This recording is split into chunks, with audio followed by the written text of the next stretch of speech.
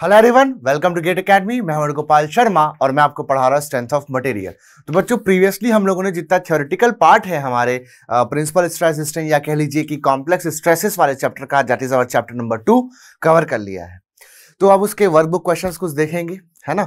तो आप लोग बहुत अच्छे से पढ़ाई कर रहे हैं, मैं कमेंट सेक्शन में देखता हूं आप लोग काफी कंटेंट को एंजॉय कर रहे हैं, ठीक है। लेकिन सिर्फ कंटेंट को एंजॉय करना नहीं है, आपको पढ़ाई भी करना है, एक डेली एक प्रॉपर टाइम टेबल फॉलो करना है। डिसिप्लिन की बहुत ही ज़्यादा आवश्यकता रहेगी, ठीक है, क्योंकि हमारे पास बहुत कम समय है, तो टाइम को ज़्यादा से ज़्यादा यूटिलाइज करना रहेगा, ठीक है। तो अभी हम लोग वर्कबुक क्वेश्चन देखने वाले हैं। तो जैसे कि आप देख सकते हैं मेरे हाथ में भी प्रिंट आउट है। पहले मैं मोबाइल से देखता था, बट अभी मैं प्रिंट आउट का इस्तेमाल कर रहा हूँ। तो आई होप आप लोगों ने भी अभी तक के प्रिंट आउट जो है वो ले लिया होगा, ठीक है। तो प्रिंट आउट लेना बहुत ज़रूरी है ताकि आप लोगों को थोड़ा सा इंटरप्शन ना हो पढ़ाई के दौरान, ठीक है। तो क्वेश्चन नंबर 20 से जो आपका चैप्टर नंबर 2 है वो स्टार्ट होता है। तो स्टार्ट करते हैं, चलिए, ठीक है। सो क्वेश्चन नंबर 20 जो है that is your first question for chapter number 2, ठीक है। ये जो है, तो क्वेश्चन देखना, for the plane stress situation shown in the figure the maximum shear stress and the plane on which it acts are, ठीक है। तो यहां पर हम लोगों को एक स्ट्रेस एलिमेंट देकर के रखा है। आप डायग्राम को थोड़ा सा अगर ध्यान से देखेंगे, डायग्राम को अगर आप थोड़ा ध्यान से देखेंगे तो आपको समझ आ जाएगा कि आपको इक्वल एंड अनलाइक स्ट्रेस का केस दिया रखा है, ठीक है। आपको इक्वल एंड अनलाइक का केस जो है वो दे रखा है यहाँ पर, ठीक है। इस तरीके का स्ट्रेस एलिमेंट है आपके पास, ये वाला, ये आपके पास स्ट्रेस एलिमेंट दे रखा है, okay. So this is 50, okay, 50 mega pascals, okay, mega pascals. And this is compressive, 50 megapascals, 50 megapascals। ये आपके पास है। तो दो आपके पास 50 मेगापास्कल के स्ट्रेसेस लग रहे हैं, एक टेंसाइल एक कॉम्प्रेसिव है। तो इक्वल है मैग्नीट्यूड, बट नेचर अपोजिट है, ये टेंसाइल ये कॉम्प्रेसिव। दैट्स वाई ये किसका केस हो गया, ये हो गया आपके पास equal and unlike, okay, stresses. Equal and unlike stresses का केस ये हो गया आपके पास, इक्वल एंड अनलाइक स्ट्रेसेस का, ठीक है। नाउ सिंपल है बहुत। यहां पर अगर आप इस वर्टिकल प्लेन ए हो गया, ये हॉरिजॉन्टल प्लेन को भी बोल दिया, इसका कोऑर्डिनेट क्या हो जाएगा 50,0, इसका कोऑर्डिनेट क्या हो जाएगा, इसका हो जाएगा -50,0, ठीक है। तो ये जो दोनों पॉइंट्स हैं, इसको हमारे जो सिस्टम है यहाँ पर कोऑर्डिनेट्स का, sigma N, this is tau, this is minus tau, okay, this is minus sigma N, इसमें रिप्रेजेंट कर देते हैं जगह सिग्मा कॉमा जीरो और माइनस सिग्मा कॉमा जीरो, इस तरह से करके हम लोग मोहर सर्कल हमारा ड्रॉ कर लेंगे लाइक दिस, ठीक है। और इसके से मैंने आपको पढ़ाया है कि इक्वल एंड अनलाइक स्ट्रेसेस के लिए बोल लो, या फिर एक होता है आपके पास प्योर शियर की कंडीशन होती है। तो इसके लिए आपका जो मोहर सर्कल होता है वो इस तरीके का बनेगा कि मोहर सर्कल का जो सेंटर होगा वो ओरिजिन पे होगा। तो इक्वल एंड अनलाइक स्ट्रेसेस हैं, यहाँ पर देख सकते हैं, ये हो जाएगा 50, ये हो जाएगा 50,0 और ये हो जाएगा -50,0, ठीक है। ये हो गया प्लेन ए और ये हो गया आपके पास प्लेन बी, इस तरह से हुआ, ठीक है। अब हम लोगों को पूछा क्या है, पूछा है यहाँ पर, ठीक है, the plane on which the maximum shear stress is acting, ठीक है। मैक्सिमम शियर स्ट्रेस कितना है और किस प्लेन पे एक्ट कर रहा है, ये क्वेश्चन है पूछ रहा है। तो भाई ये तो रहा आपके पास टाउ मैक्स ये वाला आपके पास है। दूसरा आप लोग यहाँ पर माइनस टाउ मैक्स बोल सकते हैं, यानी कि एक क्लॉकवाइज है दूसरा एंटी क्लॉकवाइज है, magnitude of both are same. तो ये जो आपका रेफरेंस प्लेन है, वर्टिकल प्लेन, जैसे कि ए हो गया हमारा, ठीक है, उससे यहां पर बात करी है। देखना ऑप्शंस में लिखा भी है with respect to x axis, ऐसा। तो एक्स एक्सिस मींस ये वाला, ठीक है, एक्स एक्सिस मींस ये वाला, क्लियर बात है। सो यहां से देखेंगे हम लोग, अगर मैं इस प्लेन से 90 डिग्री जाऊं, मतलब मोहर सर्कल में 90 डिग्री, मतलब ओरिजिनल में कितना 45, मोहर सर्कल में जो भी एंगल होते हैं वो ओरिजिनल के 2 गुने होते हैं। तो मोहर सर्कल में 90 डिग्री जाऊं मैं यहां पर, तो इसको मैं बोलूंगा ये कैसा जा रहा हूं मैं, एंटी क्लॉकवाइज। सो 2θ = 90 डिग्री, ये कैसा एंटी क्लॉकवाइज है, इधर गया। तो आपको एक प्लेन मिल गया लेट सी, जिसपे कितना है शियर स्ट्रेस कितना है 50 मेगापास्कल है टाउ मैक्स की वैल्यू, बट मैं कैसे गया 2 theta equal to 90 degree anti clockwise. इधर जाऊंगा तब भी मुझे देखने को मिल रहा है same magnitude, maximum shear stress मिल रहा है। यहाँ पर कितना है, यहाँ पर भी again 2 theta equal to 90 degree है, यानी कि थीटा इक्वल टू 45 डिग्री है, और मैग्नीट्यूड कितना है, -50 मेगापास्कल है। तो यहां से डायरेक्टली हमारा जो मोहर सर्कल है उससे हम लोगों को ऑप्शन के अकॉर्डिंग सीधा सीधा आंसर मिल जा रहा है कि -50 मेगापास्कल का स्ट्रेस मुझे देखने को मिल रहा है on a plane 45 degree clockwise. 2 theta equal to है 90, तो थीटा यानी कि जो एक्चुअल एंगल है वो कितना हो जाएगा, 45, और कैसा गया मैं, ऐसा क्लॉकवाइज गया, ठीक है, क्लॉकवाइज गया, दिस इज क्लॉकवाइज 90 डिग्री। सो इसके अकॉर्डिंग देखो -50 जो लिखा हुआ, -50 मेगापास्कल जो दिख रहा है वो आपको 45 डिग्री क्लॉकवाइज में दिख रहा है। अगर यहां पर 50 बोलेगा तो 50 कहां मिल रहा है, 45 डिग्री पे ही मिल रहा है, लेकिन कैसा मिल रहा है, एंटी क्लॉकवाइज में मिल रहा है। तो जो ऑप्शंस हैं उसके अकॉर्डिंग अगर हम लोग चलेंगे, ठीक है, तो ऑप्शन ए जो है that is the right answer. Option A जो है that is the right answer, ठीक है। चलिए देखते हैं नेक्स्ट क्वेश्चन। नेक्स्ट क्वेश्चन है आपके पास क्वेश्चन नंबर 21, देखना सभी, क्वेश्चन नंबर 21। तो क्वेश्चन नंबर 21 में हमको इस तरह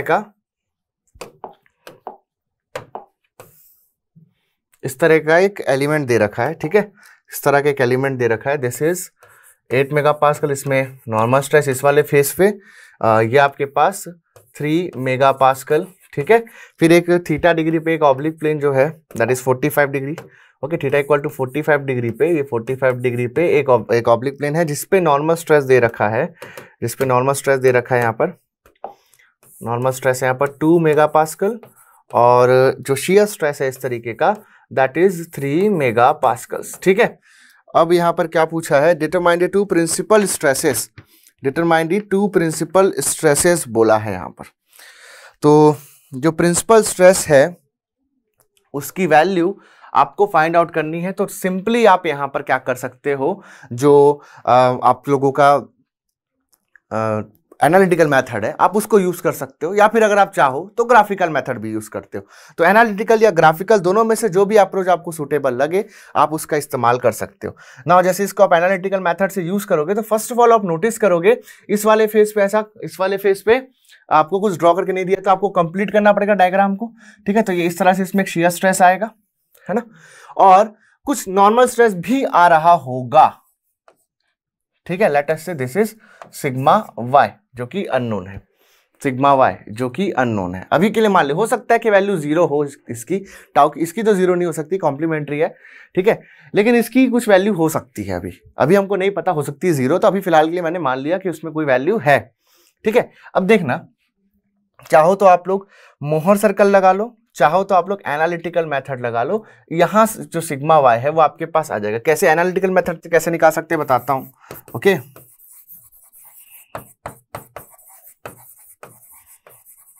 एनालिटिकल मेथड से लगाया जैसे, तो एनालिटिकल मेथड के लिए क्या करना होगा, आप लोगों का सिग्मा वाई जैसे आपको निकालना है। तो सिग्मा वाई क्या है, नॉर्मल स्ट्रेस है ना, नॉर्मल स्ट्रेस है, ये आपको फाइंड आउट करना है। अब आपको ध्यान से देखना है कि भाई आपको जो 2 मेगापास्कल है that is the normal stress on the oblique plane at theta equal to 45 degree, और ये 45 डिग्री कैसा है देखिएगा, यहाँ से वर्टिकल से ऐसा एंटी क्लॉकवाइज है, ऐसा एंटी क्लॉकवाइज डायरेक्शन। तो बोलूंगा मैं थीटा इक्वल टू -45 बोलूंगा, क्यों, क्योंकि ये एंटी क्लॉकवाइज है, हमारे एजम्पशंस के अकॉर्डिंग क्लॉकवाइज होता तो मैं पॉजिटिव लेता।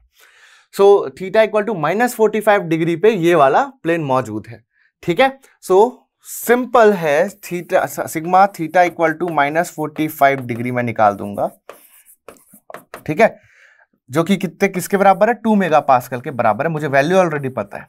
इसका इक्वेशन क्या होगा, sigma x plus sigma Y by 2 plus sigma x minus sigma Y by 2 cos 2 theta, theta equal to -45 put करेंगे, plus tau x y sine 2 theta, ये हुआ यहां पर, ठीक है। वैल्यूज पुट करेंगे जैसे कि ये हो जाएगा आपके पास 8 प्लस सिग्मा वाई अननोन है, okay, plus 8 minus sigma Y by 2 cos -90 degree, है ना, 2 थीटा सीधा कर दिया मैंने, प्लस टाउ एक्स वाई, ये कैसा है देखो, क्लॉकवाइज घुमा रहा है एलिमेंट को। अगर नहीं समझ आ रहा तो ऐसा कुछ भी एक रैंडम सा पॉइंट ड्रॉ करो और चेक कर लो ये जो है इस पॉइंट के ऊपर कैसा मूवमेंट क्रिएट कर रहा है। एलिमेंट में कहीं पर भी पॉइंट ऐसा ले लो और देखो ये शियर स्ट्रेस जो है ये कैसा रोटेशन क्रिएट कर रहा है। If it is creating a clockwise rotation then in that case it is positive. So it is creating a clockwise rotation, so it is clockwise and hence it is positive. So ये हो जाएगा आपके पास 3, सीधा लिख दिया मैं 3 into sine minus 90 हो गया। इस तरह से सॉल्व करेंगे तो सिग्मा वाई हमारे पास आ जाएगा 2 मेगापास्कल।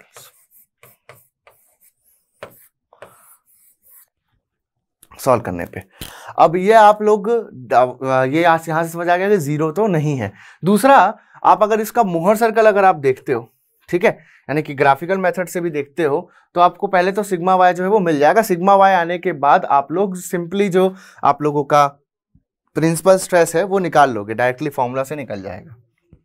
ठीक है, चलना अभी देखेंगे मोहर सर्कल से सेम चीज। अब जैसे मुझे मोहर सर्कल से बनाना हो तो मैं कैसे बना सकता हूँ?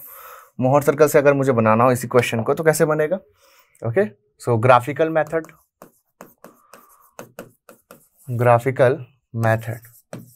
देख रहे हैं इसका। तो जो ये वाला प्लेन है, ठीक है, जो ये वाला प्लेन है इसका कोऑर्डिनेट में लिखूं तो जाएगा 8,3, ठीक है, और इसका क्या हो जाएगा? इसका भी नहीं पता है। मैंने यहाँ पर अभी सिग्मा वाई आपको एनालिटिकली निकाल के बताया है। यहाँ पर मैं बोलूँ तो जाएगा सिग्मा वाई कॉमा -3, है ना, कॉमा -3, ये हो जाएगा आपके पास। ठीक है, सिग्मा वाई कॉमा -3। इसका देखेंगे तो इसका कोऑर्डिनेट क्या है? 2,3। अब ये कैसे पता चला कि 3 पॉजिटिव होगा? ये जो एलिमेंट दिख रहा है ना, इस एलिमेंट को देखना, ये वाला जो शियर स्ट्रेस डायग्राम में दे रखा है that is creating a clockwise sense of rotation. So इसको मैं डायरेक्टली पॉजिटिव ले लिया। ठीक है, सो 2,3 टेंसाइल है, away from the surface tensile, towards the surface क्या होता है? कॉम्प्रेसिव, तो अवे फ्रॉम द सरफेस है तो ये हो जाएगा टेंसाइल। और ये वाला जो शियर स्ट्रेस है that is creating clockwise sense of rotation. ऐसा घुमाएगा, देखो क्लॉकवाइज दिख रहा है, तो ये हो जाएगा पॉजिटिव हमारे assumptions के अकॉर्डिंग। ठीक है, तो ये मैंने इस ले लिया। अब कोऑर्डिनेट्स मुझे मिल गए हैं तो नोट करते जाना। अब देखो ये मैंने एक बना दिया, कौन सा? 8,3 जो वर्टिकल प्लेन है। क्लियर है? ठीक है, ध्यान से देखना एकदम आराम से। कुछ भी कर रहे हो तो छोड़ दो अभी उसको, है ना।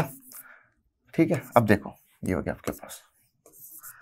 दूसरा जो प्लेन है that is our oblique plane. Oblique plane पे कितना है देखना। शियर स्ट्रेस तो अगेन सेम है, तो थोड़ा मैं ऐसे बना देता हूं, क्या देखना, ये हुआ ऐसा। तो ये आपके पास जो शियर स्ट्रेस आया है टाउ XY, उतना ही टाउ यहां पर भी है बट नॉर्मल स्ट्रेस अलग है। दिस इज 2,3, ये आ गया आपके पास। नाउ अब ऑब्वियस सी बात है, ध्यान से समझना, कंसेप्ट पे जाएंगे और इट इज प्योरली कंसेप्चुअल।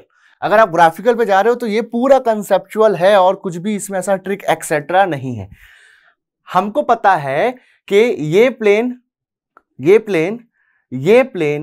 ये plane that belong to a same body, किसी एक सेम बॉडी, किसी बॉडी के लिए होगा ना, ये ऑब्वियस सी बात है। ये स्ट्रेस एलिमेंट है, किसी बॉडी का होगा। Now for this stress element if you draw a Mohr circle, all these plane will be represented on the circumference of the Mohr circle। Mohr circle के circumference पे ये सारे पॉइंट दिखाई देंगे आपको, चाहे ये वर्टिकल प्लेन हो, चाहे ये वाला प्लेन हो, चाहे ये वाला प्लेन हो। मैंने बताया आपको Mohr circle के circumference पे मौजूद जो पॉइंट है वो सारे स्ट्रेस एलिमेंट में जितने भी ओरिएंटेशन है, जितने भी प्लेन्स है, सबको वो रिप्रेजेंट करता है। Infinite number of planes possible है तो इनफाइनाइट नंबर ऑफ पॉइंट्स पूरे सर्कमफेरेंस पे होंगे, तो उसका हर एक पॉइंट एक प्लेन को शो कर रहा है। तो उस जो मोहर सर्कल बनेगा इस गिवन प्रॉब्लम के लिए, उसके सर्कमफेरेंस से ये वाला प्लेन भी मौजूद होगा, ये भी मौजूद होगा, ये भी मौजूद होगा। सो इसका ये बोलने का क्या मतलब है? मेरा बोलने का मतलब ये है कि ये जो दो पॉइंट्स हैं दे will be present on same circle, circumference पे ही मौजूद होंगे। ऑब्वियस सी बात है। नाउ अगर आप थोड़ा और एक बार ध्यान से देखो डायग्राम को, तो देखो भैया इन दोनों के बीच का जो एंगल है वो 45 है। ये दोनों के बीच का जो एंगल है वो 45 है, तो एक्चुअल में कितना है? एक्चुअल में हो गया 45। तो मोहर सर्कल में कितना होगा? मोहर सर्कल में होगा इन दोनों के बीच का एंगल 90 डिग्री। इन दोनों के बीच का एंगल मोहर सर्कल में कितना होगा? 90 डिग्री। इन दोनों के बीच का जो एंगल होगा 90 डिग्री होगा। सो देखो ये तो 90 है पहले से ही, अब ये दोनों प्लेन के बीच का एंगल 90 रखना है। ठीक है, so how is it possible? Just क्या करना है, यहां से अगर आप देखो ये अगर आप लोग क्या ले लेते हो, यहां से एक 45 डिग्री पे एक जस्ट रैंडमली हम लोग फ्री हैंड ड्रॉ कर रहे हैं, हमारे पास कुछ वो नहीं है ग्राफ स्केल वगैरह। 45 डिग्री पे ऐसा एक लाइन लेकर के ऐसा खींचे, यहां से 45 लेकर के एक लाइन खींचे, that will be intersecting on a point. ठीक है, now this is 90 degree. This is 90 degree. और ये जो पॉइंट है, ये पॉइंट जो है ये क्या होगा, this will be the centre of Mohr circle, this will B centre of Mohr circle. देख सकते हो, देखो ये 90 है, ये 90 है, ये 45 है, ये 45 है, ये भी 45 होगा, ये भी 45 होगा। तो ये वाली साइड और ये वाली साइड, दोनों साइड क्या हो गई आपकी, सिमिलैरिटी ऑफ ट्राइंगल्स के कारण दोनों साइड्स की लेंथ क्या हो गई, एक समान हो गई, बराबर हो गई। So this becomes the radius of Mohr circle, this becomes the radius of Mohr circle. अगर आपको अब मोहर सर्कल के बारे में थोड़ा भी आइडिया है तो आप लोग कर जाओगे, ठीक है, थोड़ा भी आइडिया है तो कर जाओगे। कैसे, देखो एक बार रिपीट कराता हूं आपको, जस्ट एक ब्रीफ में। जैसे कि आप मोहर सर्कल बनाते हो इस तरह से, ध्यान देना, ठीक है। जैसे ही आप कोई मोहर सर्कल बनाते हो, देखना कोई भी आप ऑब्लिक प्लेन लो, देखो यहाँ पर नंबर ऑफ पॉइंट्स बना रहा हूँ, ये नंबर ऑफ प्लेन्स जो है, नंबर ऑफ पॉइंट्स जो है, नंबर ऑफ ऑब्लिक प्लेन्स की बात कर रहे हैं, डिफरेंट डिफरेंट, ठीक है। अब देखना ये मोहर सर्कल का सेंटर है क्या, है ना, मोहर सर्कल का सेंटर है। नाउ यहां से अगर आप लोग किसी भी ऑब्लिक प्लेन को ज्वाइन करते हो सेंटर से, so the line joining the oblique plane and the centre of Mohr circle is equal to what, is equal to the radius. तो ये तो रेडियस है ना, ये रेडियस है। नाउ हमारा जो हॉरिजॉन्टल प्लेन है और ये रहा आपका vertical plane, this is your vertical plane, right, this is your vertical plane. देखो आपको बनाने में समय नहीं लगेगा, मैं जस्ट आपको आइडिया दे रहा हूं, इसलिए आपको थोड़ा सा समय, मेरे को थोड़ा सा समय लग रहा है ना, आपको समय नहीं लगेगा। एक बार अगर आप समझ गए तो आपको बनाने में बिल्कुल भी समय नहीं लगने वाला है ना। तो देखो ये आपका वर्टिकल प्लेन हो गया। वर्टिकल प्लेन और हॉरिजॉन्टल प्लेन के बीच में डिफरेंस कितना है, वर्टिकल प्लेन और हॉरिजॉन्टल प्लेन के बीच में डिफरेंस कितना है भाई, 90 डिग्री का। तो यहाँ मोहर सर्कल पे कितना होना चाहिए, 180 डिग्री का। मतलब इसको एक्सटेंड कर दो, इस लाइन को, हो गया 180 डिग्री। अब यही कहीं पर मिलने वाला है क्या, आपको क्या मिलने वाला है, आपको हॉरिजॉन्टल प्लेन मिलने वाला है, ठीक है। ये क्या है, this is the radius of Mohr circle. और मैं क्या बोला, किसी भी ऑब्लिक प्लेन को, चाहे वर्टिकल प्लेन हॉरिजॉन्टल प्लेन हो, सेंटर से जब ज्वाइन करोगे तो क्या मिलेगा, रेडियस। तो ये आपका सेंटर है। अब जो भी ऑब्लिक प्लेन होगा, जितना लेंथ ये है उतना लेंथ में यहाँ पर ड्रॉ कर दिया। So this length and this length is equal. तो जब ये लेंथ और ये लेंथ बराबर है तो ये कंप्लीट हो गया। देखो जब ये लेंथ, ध्यान से देखना क्या किया मैंने, ये वाली लेंथ और ये वाली लेंथ और ये वाली लेंथ, तीनों लेंथ क्या है, बराबर। तो ये लेंथ और ये लेंथ जब बराबर है, ठीक है, तो ये वाला कोऑर्डिनेट अब बताओ कितना होगा, ये और ये बराबर हो गए, ठीक है। ये आपके पास हो गया 3 मेगापास्कल, ये हो गया आपके पास 3 मेगापास्कल। तो ये वाला ट्रायंगल क्या होगा, आइडेंटिकल हो गया, नॉट ओनली सिमिलर, आइडेंटिकल हो गया। ये ट्रायंगल और ये ट्रायंगल आइडेंटिकल हो गया। तो यहां पर से मिल गया आपको सिग्मा वाई का वैल्यू, सिग्मा वाई का वैल्यू जो कि कितना है, 2 है, that is equal to 2 megapascal, ठीक है, 2 मेगापास्कल आ गया।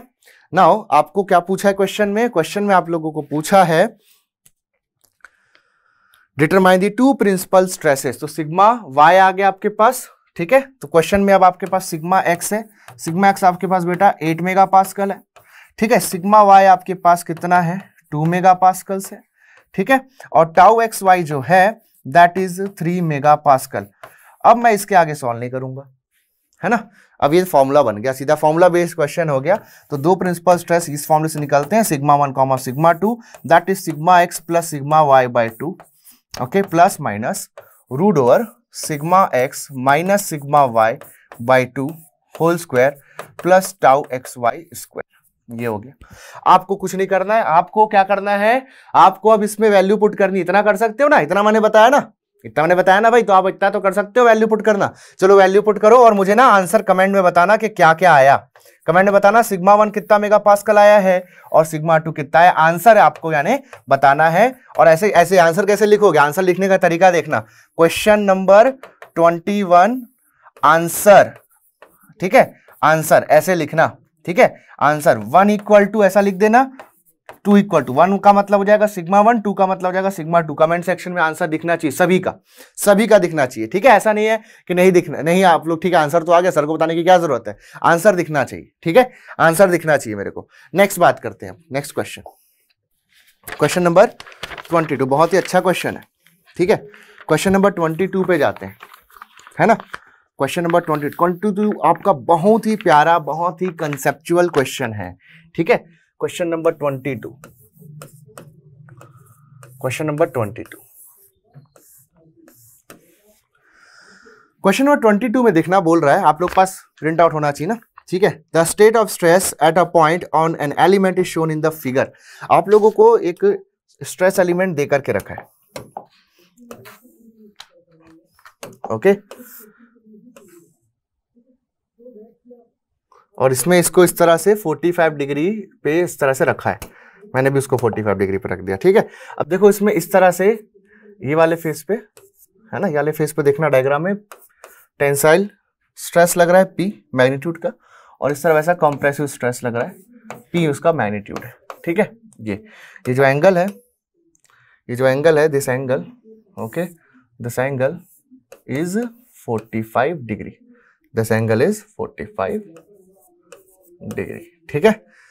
अब बोल रहा है, देखो बहुत बहुत ना, मतलब बहुत एकदम खेला है आपके साथ भयंकर टाइप का, लेकिन अगर आपने लेक्चर देखा है मेरा, जो मैंने स्ट्रेस ट्रांसफॉर्मेशन की बात की है, अगर आपके दिमाग में बैठ गया है ना, फिर आपको कोई नहीं हिला सकता, समझ रहे हो। अगर आपने लेक्चर ईमानदारी से देखा है, हर एक चीज को समझा है, अपने साथ ईमानदार रहे हो, तो डेफिनेटली बता रहा हूं मैं, ऐसे क्वेश्चंस ना कभी भी आपको नहीं फंसा सकते, कभी भी नहीं फंसा सकते। तो किया क्या, देखो इसने ना बोला है, देखना पढ़ना क्वेश्चन ध्यान से, the state of stress of a point on an element is shown in figure, the same state of stress is shown in another coordinate. मतलब बेसिकली इसने ट्रांसफॉर्म कर दिया स्ट्रेसेस को, इसने क्या कर दिया, स्ट्रेसेस को ट्रांसफॉर्म कर दिया है, ठीक है, स्ट्रेसेस को ट्रांसफॉर्म कर दिया है। अब पूछ रहा है, जो ट्रांसफॉर्म करने के बाद जो सेकंड डायग्राम दिख रहा है ना आपको, उसमें पूछ रहा है कि tau X X, tau Y Y and tau x Y are given by, उनकी वैल्यू क्या होगी, ऐसा बोला है। बहुत आसान क्वेश्चन है, बहुत ही ज्यादा आसान क्वेश्चन है, ध्यान देना, ठीक है। तो देखो मैं इसको मानता हूं कि ये मेरा ओरिजिनल स्टेट ऑफ स्ट्रेस, भाई मेरे को तो ऐसे ही दे दिया ना, तो जैसा दिया गया होता है, जैसा दिया गया होता है, ठीक है, वैसा ही वो हमारा ओरिजिनल स्टेट ऑफ स्ट्रेस होता है, वो हमारा ओरिजिनल स्टेट ऑफ स्ट्रेस होता है। तो this is our original state of stress, ये हमारा क्या है बोला हमें, original state of stress, okay. Original state of stress सबको समझ आता है कि नहीं, बताना कमेंट करके। ओरिजिनल स्टेट ऑफ स्ट्रेस, ये ओरिजिनल स्टेट ऑफ स्ट्रेस है आप लोगों के पास। अब अगर मैं पूछूं कि ये वाला जो स्टेट ऑफ स्ट्रेस है जो कि दे रखा है, देखो मैं ड्रॉ कर रहा हूं, ये आपको सेकंड नंबर पे दे रखा है, इसमें इस तरह से स्ट्रेसेस है, this is tau X x. अब कि जिसको लगता है कि टाउ एक्स एक्स एक शियर स्ट्रेस है, तो भैया मतलब समझ रहे हो ना, बोलने की नीड नहीं है मेरे को। Tau X x shear stress है क्या भाई, शियर स्ट्रेस नहीं है वो, ठीक है, शियर स्ट्रेस नहीं है, that is stress on X face and in X direction, that is a normal stress, ठीक है। This is also defined as sigma X, ठीक है, and this is tau yy also defined as sigma y, this is tau xy, ये आपके पास हो गया ये, ठीक है। अब मैं पूछूं अगर कि यहां से इस कंडीशन से इस कंडीशन में आने के लिए, इस कंडीशन से इस कंडीशन में आने के लिए आपको क्या करना होगा, तो आप बताओ क्या करना होगा, इस एलिमेंट को ट्रांसफॉर्म करना होगा। पहला बात, पहला आंसर, इस एलिमेंट को ट्रांसफॉर्म करना होगा।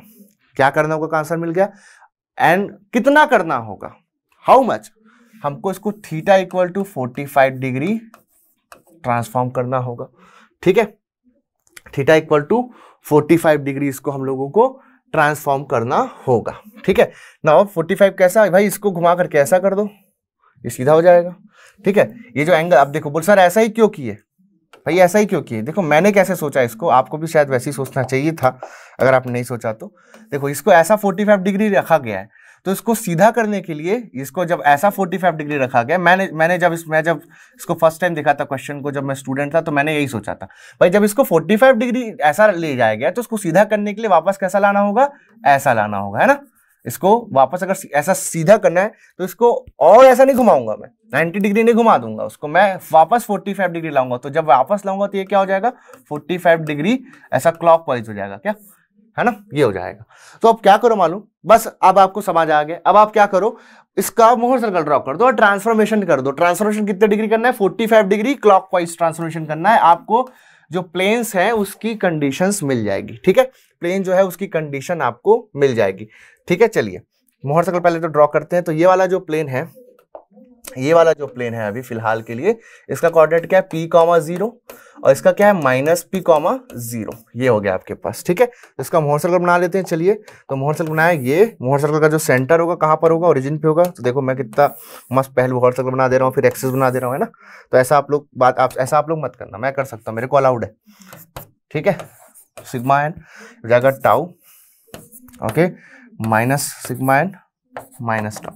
तो ये मिला आप लोगों को p, 0, ये मिला आप लोगों को p, 0, ठीक है। p, 0 मिला और एक आपको मिल गया -p, 0, ठीक है, -p, 0। तो अगर आप इसको 45 डिग्री घुमा दोगे, अगर आप इसको 45 डिग्री घुमा दोगे तो वर्टिकल प्लेन जो ये वाला प्लेन 45 डिग्री, देखो 45 डिग्री एक प्लेन बस नहीं घूमता, पूरा एलिमेंट घूमता है ना। तो एक पर्टिकुलर प्लेन पे हम लोगों को एक नॉर्मल स्ट्रेस या शियर स्ट्रेस तो मिलता ही है, लेकिन हमेशा याद रखना बेटा मेरा कंसेप्ट, इस जब आप एलिमेंट को ट्रांसफॉर्म करते हो तो एक तो आप थीटा डिग्री जब ट्रांसफॉर्म करते हो तो एक set of stress that is sigma N और टाउ आपको मिलेगा, दैट इज हम जिसको बोलते हैं सिग्मा थीटा या टाउ थीटा बोलते हैं। प्लस ये तो हो गया थीटा डिग्री, इसको मैं ट्रांसफॉर्म कर दिया भाई, लेकिन ये भी तो होता है ना, याद आ रहा है लेक्चर से बताया, ये भी तो होता है। ये कितना ट्रांसफॉर्म होगा, इसके लिए ट्रांसफॉर्मेशन कैसे गिनूंगा मैं, फ्रॉम डिफरेंस प्लेन।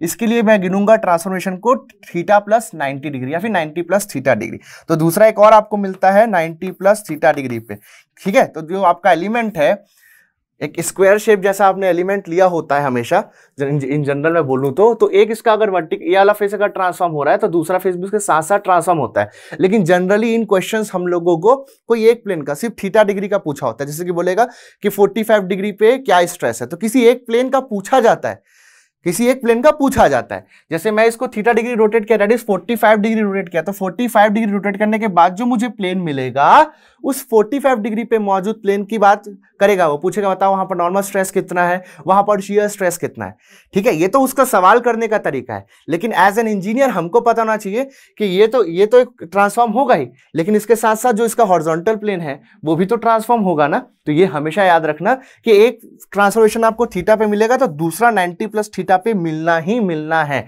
अब एग्जाम में जनरली आपको यही बस पूछता है, ठीक है, एग्जाम में जनरली आपको यही बस पूछता है, लेकिन ये आप इसका जब तक आपको आइडिया नहीं है आप लोग फंसोगे कैसे, जब आपको जैसे इस तरीके का क्वेश्चन दे दिया, नया स्टेट ऑफ स्ट्रेस क्या होगा बताओ, तो आपको ये भी पता होना चाहिए कि 90 प्लस थीटा भी कोई चीज होती है दुनिया में।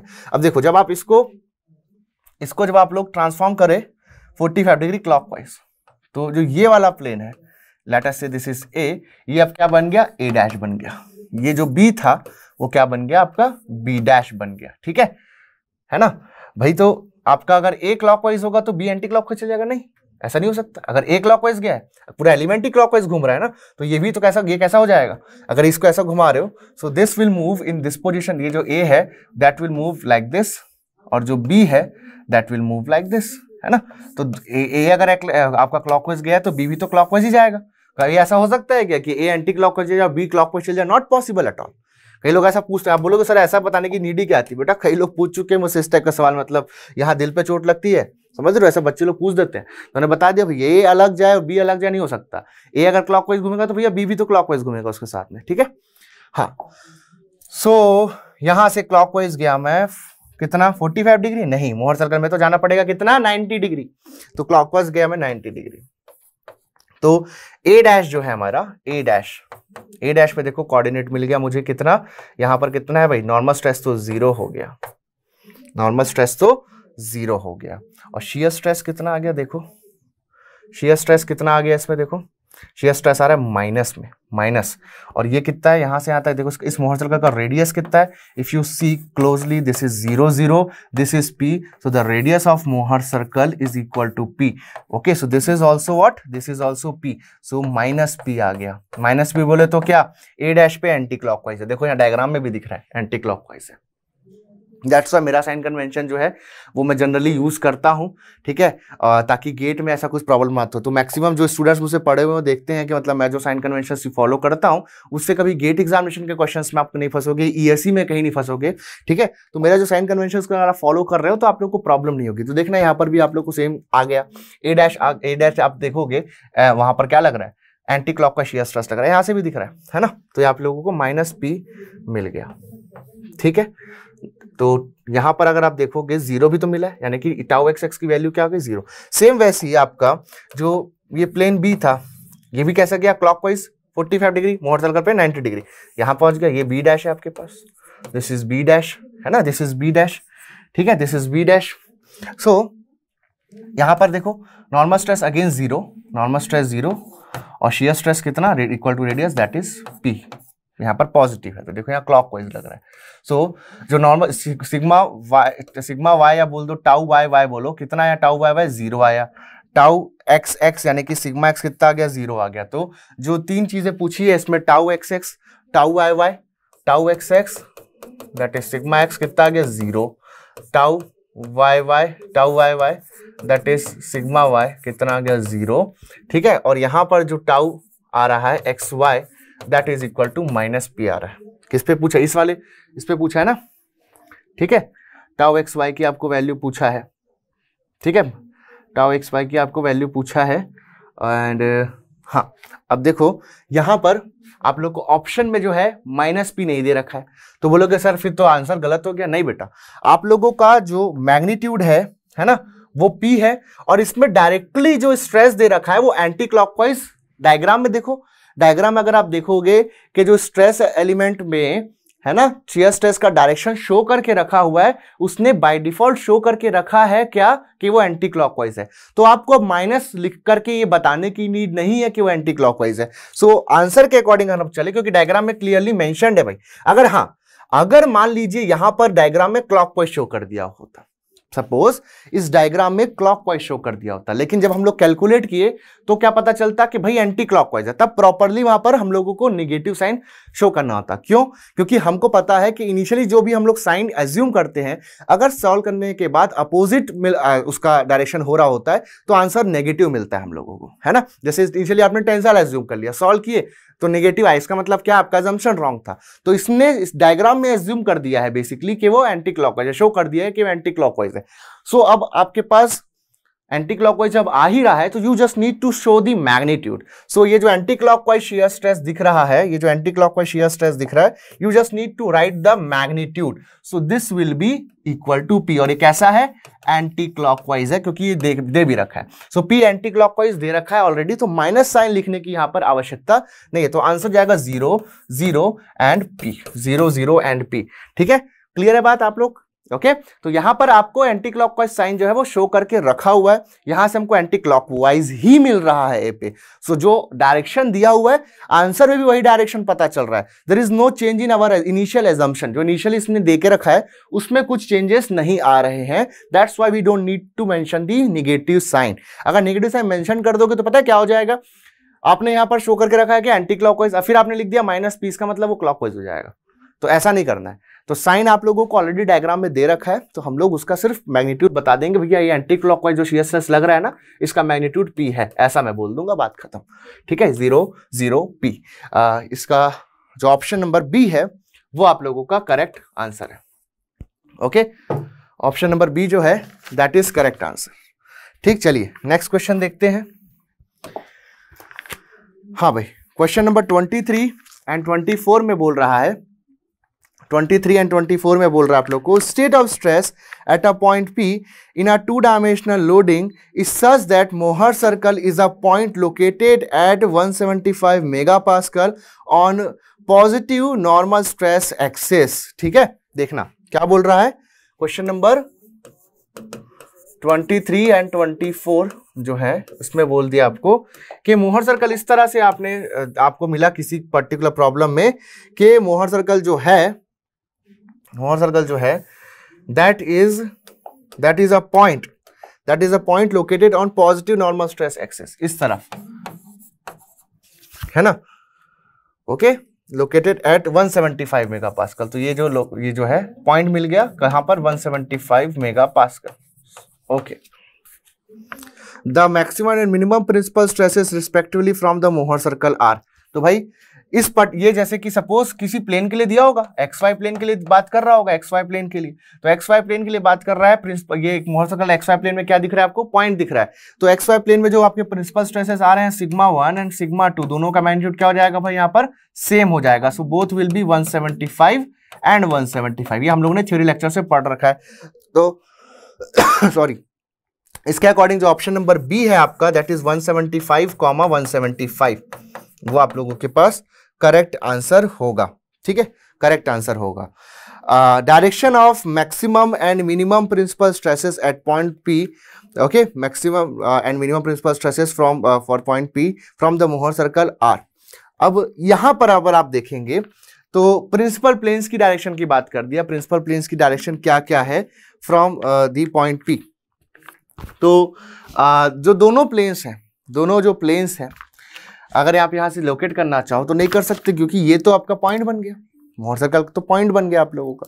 अब क्या करेंगे, अगर आप थोड़ा और डिटेल में जाओगे, अगर आप थोड़ा और डिटेल में जाओगे तो आपको पता होना चाहिए प्लेन स्ट्रेस कंडीशन अगर हम लोग लेते हैं, ठीक है, 2 dimensional loading plane stress condition ले रहे हैं, तो जो तीसरा है दैट इज, तीसरा प्लेन जो है उस पर जो स्ट्रेसेस है 0 0 है, नॉर्मल स्ट्रेस भी 0, शेयर स्ट्रेस भी 0, जेड फेस। तो इसके बीच में मैं एक मोहर सर्कल प्लॉट कर सकता हूं, इसके बीच में मैं एक मोहर सर्कल प्लॉट कर सकता हूं लाइक दिस, ये बन गया तीसरा, है ना। तो ये सिग्मा 3 मिल गया मुझे, सिग्मा 3 यहां से कितना आ गया 0, सिग्मा 3 यहां से कितना आ गया 0। तो एक जो, अब यही आपका पॉइंट P है, यही आपका पॉइंट P है, ठीक है, यही आपका पॉइंट P है।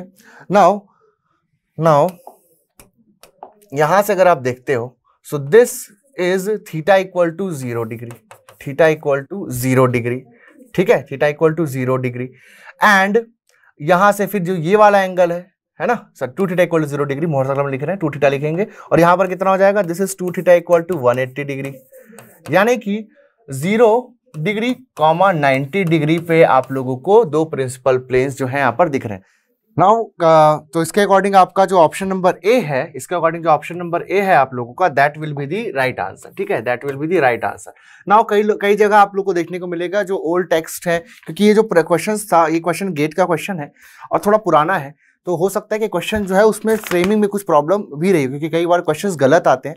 आज के समय में हम लोगों को पता भी चल जाता है, अभी करंटली हम लोग क्योंकि पेपर दे रहे हैं तो हमको पता रहता है कि अच्छा ये क्वेश्चन में प्रॉब्लम है, उसके ऊपर फिर क्लेम किया जाता है, तो उसके ऊपर फिर नॉर्मलाइजेशन ऑफ मार्क्स वगैरह होते हैं।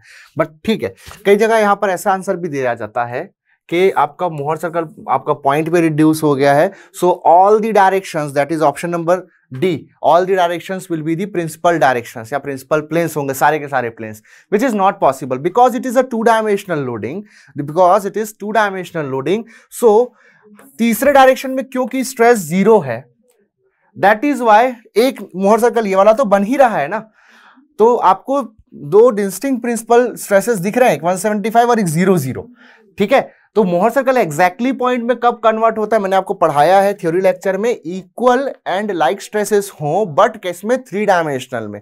अगर आप 3D में इस तरह से equal and like stresses apply कर दो लाइक दिस, सब जगह से सिग्मा सिग्मा अप्लाई कर दिए, तो उस कंडीशन में फिर ये हो जाएगा मोहर सर्कल एग्जैक्टली पॉइंट में reduce, and in this case only all the planes will be the principal plane. तो इसमें नंबर ऑफ प्रिंसिपल प्लेन्स कितने हो जाते हैं, इनफाइनाइट हो जाते हैं।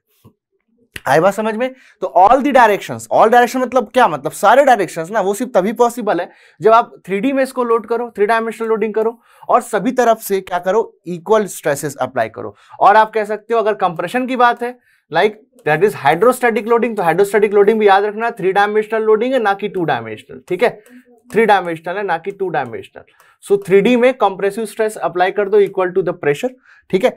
सो that is the hydrostatic loading condition. इसमें भी आपको ऑल डायरेक्शंस यानी कि इनफाइनाइट डायरेक्शंस मिलेंगे बेसिकली, तो ऑल डायरेक्शंस जो होंगे they will be the principal directions, ठीक है। So this is for 3 dimensional loading, यहाँ कोई हाइड्रोस्टैटिक लोडिंग दे करके नहीं रखी है, दैट इज वाई मैंने ऑप्शन नंबर डी नहीं लिया है। कई जगह क्या करते हैं, कई जगह गलत दिया हुआ है, वहां क्या किया जाता है कि इसको ही क्या किया जाता है, इस वाले को जो कि 2 डायमेंशनल है, 2 डायमेंशनल स्टेट ऑफ स्ट्रेस जो आपने एक्स वाई प्लेन के लिए ड्रॉ किया, इसी को बॉडी का ओवरऑल मोहर सर्कल कंसीडर कर लिया जाता है, ओवरऑल यही पॉइंट बन रहा है, जबकि गलत है, क्योंकि 2 डायमेंशनल है तो एक और स्ट्रेस है ना जेड फेस पे, दैट इज 0 0।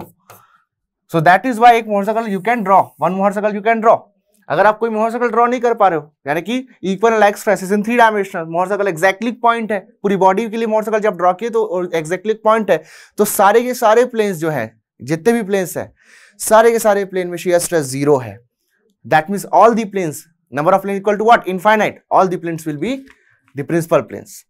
तो बट ऐसा यहाँ 2 डायमेंशनल में कभी भी ये पॉसिबल नहीं है। तो 2 डायमेंशनल में अगर आप इक्वल एंड लाइक स्ट्रेसेस रखते हो तो उस पर्टिकुलर प्लेन का मोहर सर्कल तो पॉइंट दिखता है। अगर आप एक्स वाई प्लेन के लिए ड्रॉ करोगे तो मैंने बोला ना एक्स वाई प्लेन के लिए आपको पॉइंट दिखेगा एक्स 175 और 175 पे, बट ओवरऑल बॉडी के लिए ये चीज ट्रू नहीं है कि मोहर सर्कल जो है पॉइंट होगा। आई बात समझ में?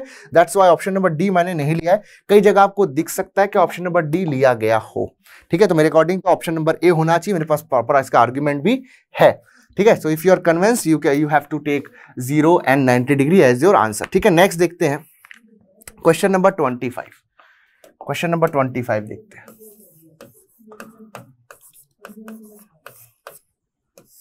ठीक है, क्वेश्चन नंबर 25 देखते हैं। इसमें आप लोग को एक डायग्राम दे रखा है, इसमें आप लोग को एक डायग्राम दे रखा है, ठीक है। इस तरह से आपको एक डायग्राम दे रखा है,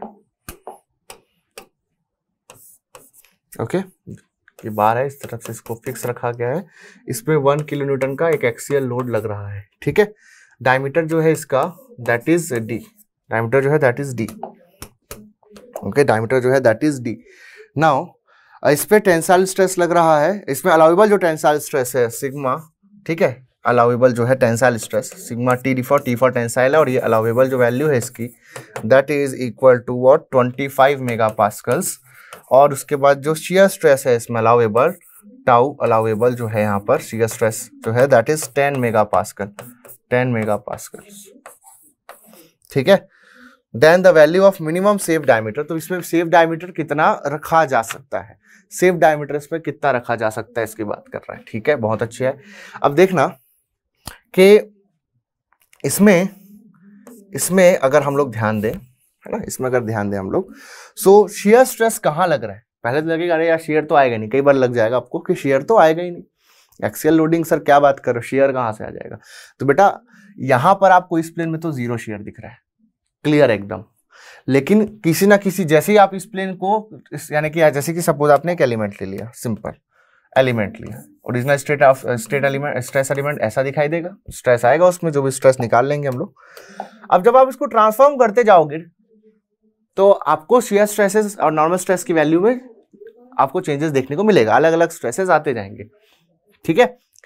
तो इसमें एक मैक्सिमम शियर स्ट्रेस आ रहा होगा ना, मैक्सिमम शियर स्ट्रेस आ रहा होगा ना, ठीक है। कहीं ना कहीं तो मैक्सिमम शियर स्ट्रेस आ रहा होगा और कहीं ना कहीं मैक्सिमम नॉर्मल स्ट्रेस आ रहा होगा, उसकी बात दोनों की बात कर लेंगे। तो मैक्सिमम नॉर्मल स्ट्रेस और जो मैक्सिमम शियर स्ट्रेस है, दोनों की वैल्यू जो है वो परमिसिबल या अलाउेबल रेंज में रहनी चाहिए। तो हमको जो डायमीटर मिलेगा corresponding that will be the safe diameter, ठीक है। अब जैसे बोलूं मैं कि मैक्सिमम प्रिंसिपल स्ट्रेस इसमें कितना होगा, maximum principal stress that is the value of maximum normal stress in the element.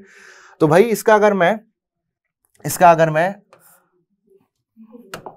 Stress, original stress element draw करूं तो इस तरफ टेंसाइल स्ट्रेस आएगा लाइक दिस, यूनिएक्सियल लोडिंग है ना, इसका जो लोड है दैट इज 1 किलो न्यूटन, ठीक है। डायमीटर दे रखा है डी, तो जाएगा π/4 d², ये इसमें आ जाएगा नॉर्मल स्ट्रेस। ये अब आप नोटिस करो, हम लोग ये यूनिएक्सियल लोडिंग पढ़े ना, तो यूनिएक्सियल लोडिंग में हमने नोटिस किया है भाई ये वाला जो प्लेन है, ऑब्वियस सी बात है ये वाला जो प्लेन है इसमें कोई शियर स्ट्रेस दिख रहा है क्या? नो। क्या इसमें दिख रहा है क्या? नो। क्या ये जो पीला पीला सामने जेड फेस दिख रहा है इसमें है क्या? नो। तो यही तीनों तो क्या है, यही तीनों तो प्रिंसिपल प्लेन्स हैं, हम लोग ने पहले भी डिस्कस किया हुआ है। इसका हम लोग अगर मोहर सर्कल ड्रॉ करते हैं तो मोहर सर्कल कैसा बनता है भाई? इसके लिए मोहर सर्कल हम लोगों ने पढ़ रखा है, यूनिएक्सियल लोडिंग के लिए, यूनिएक्सियल लोडिंग के लिए जो मोहर सर्कल बनता है that is tangential to the tau axis, इस तरह से बनता है ये। This is the Mohr circle for uniaxial loading. ये आपके पास होता है, ये जो वैल्यू होती है, okay, this is this sigma, this is axial stress sigma is equal to P/A के बराबर होता है, ये है ना, देख चुके हम लोग। तो यहाँ जो स्ट्रेस आ रहा है नॉर्मल स्ट्रेस दैट इज ये P लोड है और ये एरिया इसका क्रॉस सेक्शन एरिया है, ठीक है। ये हुआ आपके पास, है ना। अब इसमें मैक्सिमम शियर स्ट्रेस कहाँ पर आएगा? ये आपके पास इसका ये वर्टिकल प्लेन ये रहा, ठीक है, ये इसका वर्टिकल प्लेन, ये इसका एलिमेंट का हॉरिजॉन्टल प्लेन। तो इस एलिमेंट में एक्सियल स्ट्रेस आ रहा है, सिंपल है ना। तो जैसा स्ट्रेस बॉडी में ओरिजिनली आ रहा होता है, इस एलिमेंट पे भी सेम चीज दिखते हैं। सो this is original stress element. इसमें बेटा नॉर्मल स्ट्रेस आ रहा है आपके पास, बस कोई और लोड एक्सटर्नली हमने लगाया नहीं। तो जो हम लगाए होते हैं, जो ओरिजिनली हम लोग लगाए होते हैं जिस तरह के लोड्स, उस लोड्स के कारण जो भी stresses, direct and indirect stresses आते हैं, उसको हम लोग ओरिजिनल स्ट्रेस एलिमेंट में शो करते हैं। जैसे कि यहाँ पर सिर्फ एक्सियल लोड लगा है 1 किलोन्यूटन का, तो 1 किलोन्यूटन का जो लोड है वो एक्सियल स्ट्रेस कॉज करेगा। तो जो एलिमेंट होगा, एलिमेंट में भी सिर्फ एलिमेंट के एक्सिस के अलॉन्ग एक स्ट्रेस आ रहा है, बस यूनिएक्सियल लोडिंग है। तो यहाँ पर सिंपल, यहाँ पर टेंसाइल स्ट्रेस आ गया, sigma N is equal to 1000, that is 1000 newton, ठीक है, 1 kilonewton upon area, that is π/4 d square. बस ये है। अब इसका मैंने मोहर सर्कल ड्रॉ किया, तो यहाँ पर देखोगे आप लोग, this is the principal plane. हम लोग ने पहले भी देख रखा है, प्रिंसिपल प्लेन है क्योंकि इसमें कोई शियर स्ट्रेस नहीं, इसमें भी कोई शियर स्ट्रेस नहीं, और ये वाले फेस में भी कोई शियर स्ट्रेस नहीं। तो तीन जो प्रिंसिपल स्ट्रेसेस है, सिग्मा 1 कितना आ गया, इक्वल टू P/A। दूसरा सिग्मा 2 बोले कितना आ गया, 0। तीसरा यहाँ पर सिग्मा 3 कितना हो गया, 0। तो this is sigma 1 equal to P/A। Analysis भी कर दे रहा हूं साथ साथ में। This is sigma 2 equal to 0, sigma 3 equal to 0। ठीक है, तीनों प्रिंसिपल स्ट्रेसेस हो गए, डिस्कशन भी हो गया एक बार छोटा सा। चलो वापस आते हैं क्वेश्चन पे। तो ये इसका सेंटर है मोहर सर्कल का। This is tau max, this is tau max, and tau max कितना आ रहा है भाई, टाउ मैक्स जो आ रहा है दैट इज सिग्मा 1/2, है ना। ये यहां से आता है, डायमीटर कितना है मोहर सर्कल का, सिग्मा 1। टाउ मैक्स क्या होता है, radius of Mohr circle, so that will be sigma 1/2। तो यहां से ये हो जाएगा सिग्मा 1/2। क्लियर है, सिग्मा 1/2 हो गया। तो sigma 1 that is equal to what, sigma N. ये वाला जो आ रहा है आपके पास, सिग्मा लिखने से कंफ्यूजन हो रहा है तो इसको हटा देता हूं। Okay, so this is your tensile stress sigma. Okay, this is your tensile stress which is equal to now sigma 1। ठीक है, तो ये आ गया आपके पास सिग्मा 1/2 कर दिया मैं। ठीक है, सिग्मा 1/2 कर गया तो जाएगा 500, okay, divided by π/4 d square. Okay, π/4 d square, ये हो गया हमारे पास। ओके, क्लियर बात है। तो अब एक बार क्या करते हैं, अब हमारे पास maximum tensile stress, maximum shear stress दोनों आ गया है। सो फॉर सेफ्टी क्या होना चाहिए, फॉर सेफ्टी जो है, फॉर सेफ्टी हम लोग देखेंगे क्या कि जो सिग्मा 1 है, और you can say sigma max जो इसमें आ रहा है, that should be less than equal to sigma allowable. Similarly हम बोलेंगे जो टाउ मैक्स यहां पर आ रहा है, that should be less than और equal to, that should be less than equal to tau allowable, है ना, टाउ अलाउेबल। और यहां पर देखना, यहां पर ये जो टाउ मैक्स आपका आ रहा है, ये सिर्फ इन प्लेन नहीं है, ये सिर्फ इस गिवन लोडिंग प्लेन में नहीं है, ये ओवरऑल है। देखो सिग्मा 1, सिग्मा 2, सिग्मा 3, आप निकाल लो, sigma 1 minus sigma 2, sigma 2 minus sigma 3, sigma 3 minus sigma 1, कुछ भी निकाल लो। टाउ मैक्स एब्सोल्यूट भी निकालोगे अगर आप लोग, तो this is equal to what, tau max absolute. यही आपका टाउ मैक्स एब्सोल्यूट भी है, टाउ मैक्स एब्सोल्यूट भी यही है। तो जो मैक्सिमम स्ट्रेस बॉडी में होता है, हम उसको कभी भी अलाउेबल स्ट्रेस से इक्वेट करते हैं फॉर सेफ्टी। तो कभी भी हम लोग जो इस्तेमाल करते हैं डिजाइनिंग वगैरह के लिए, वो क्या होता है, वो आपका टाउ मैक्स एब्सोल्यूट होता है।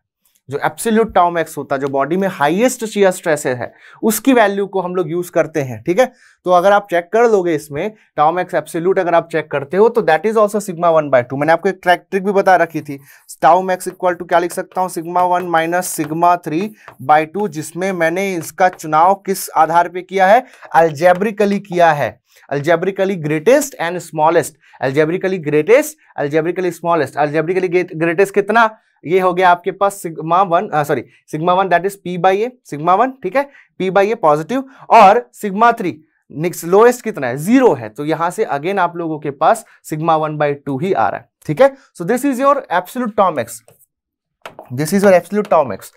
ओके, नाउ जस्ट यहां से सॉल्व कर लो इसको।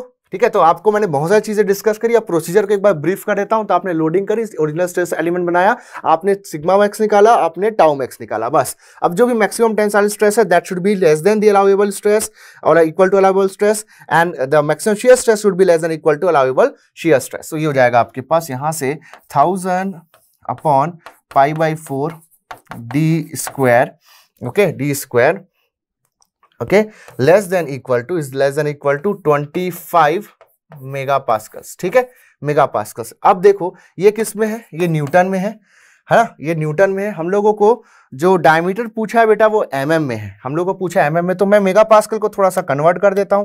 कन्वर्ट कर दिया किस में, कन्वर्ट कर दिया मैंने न्यूटन पर mm स्क्वायर में, न्यूटन पर mm स्क्वायर में मैंने इसको कन्वर्ट कर दिया। क्लियर है? अब यहां से सॉल्व कर लोगे तो डायमीटर का एक वैल्यू मिलेगा, डायमीटर का एक वैल्यू मिलेगा।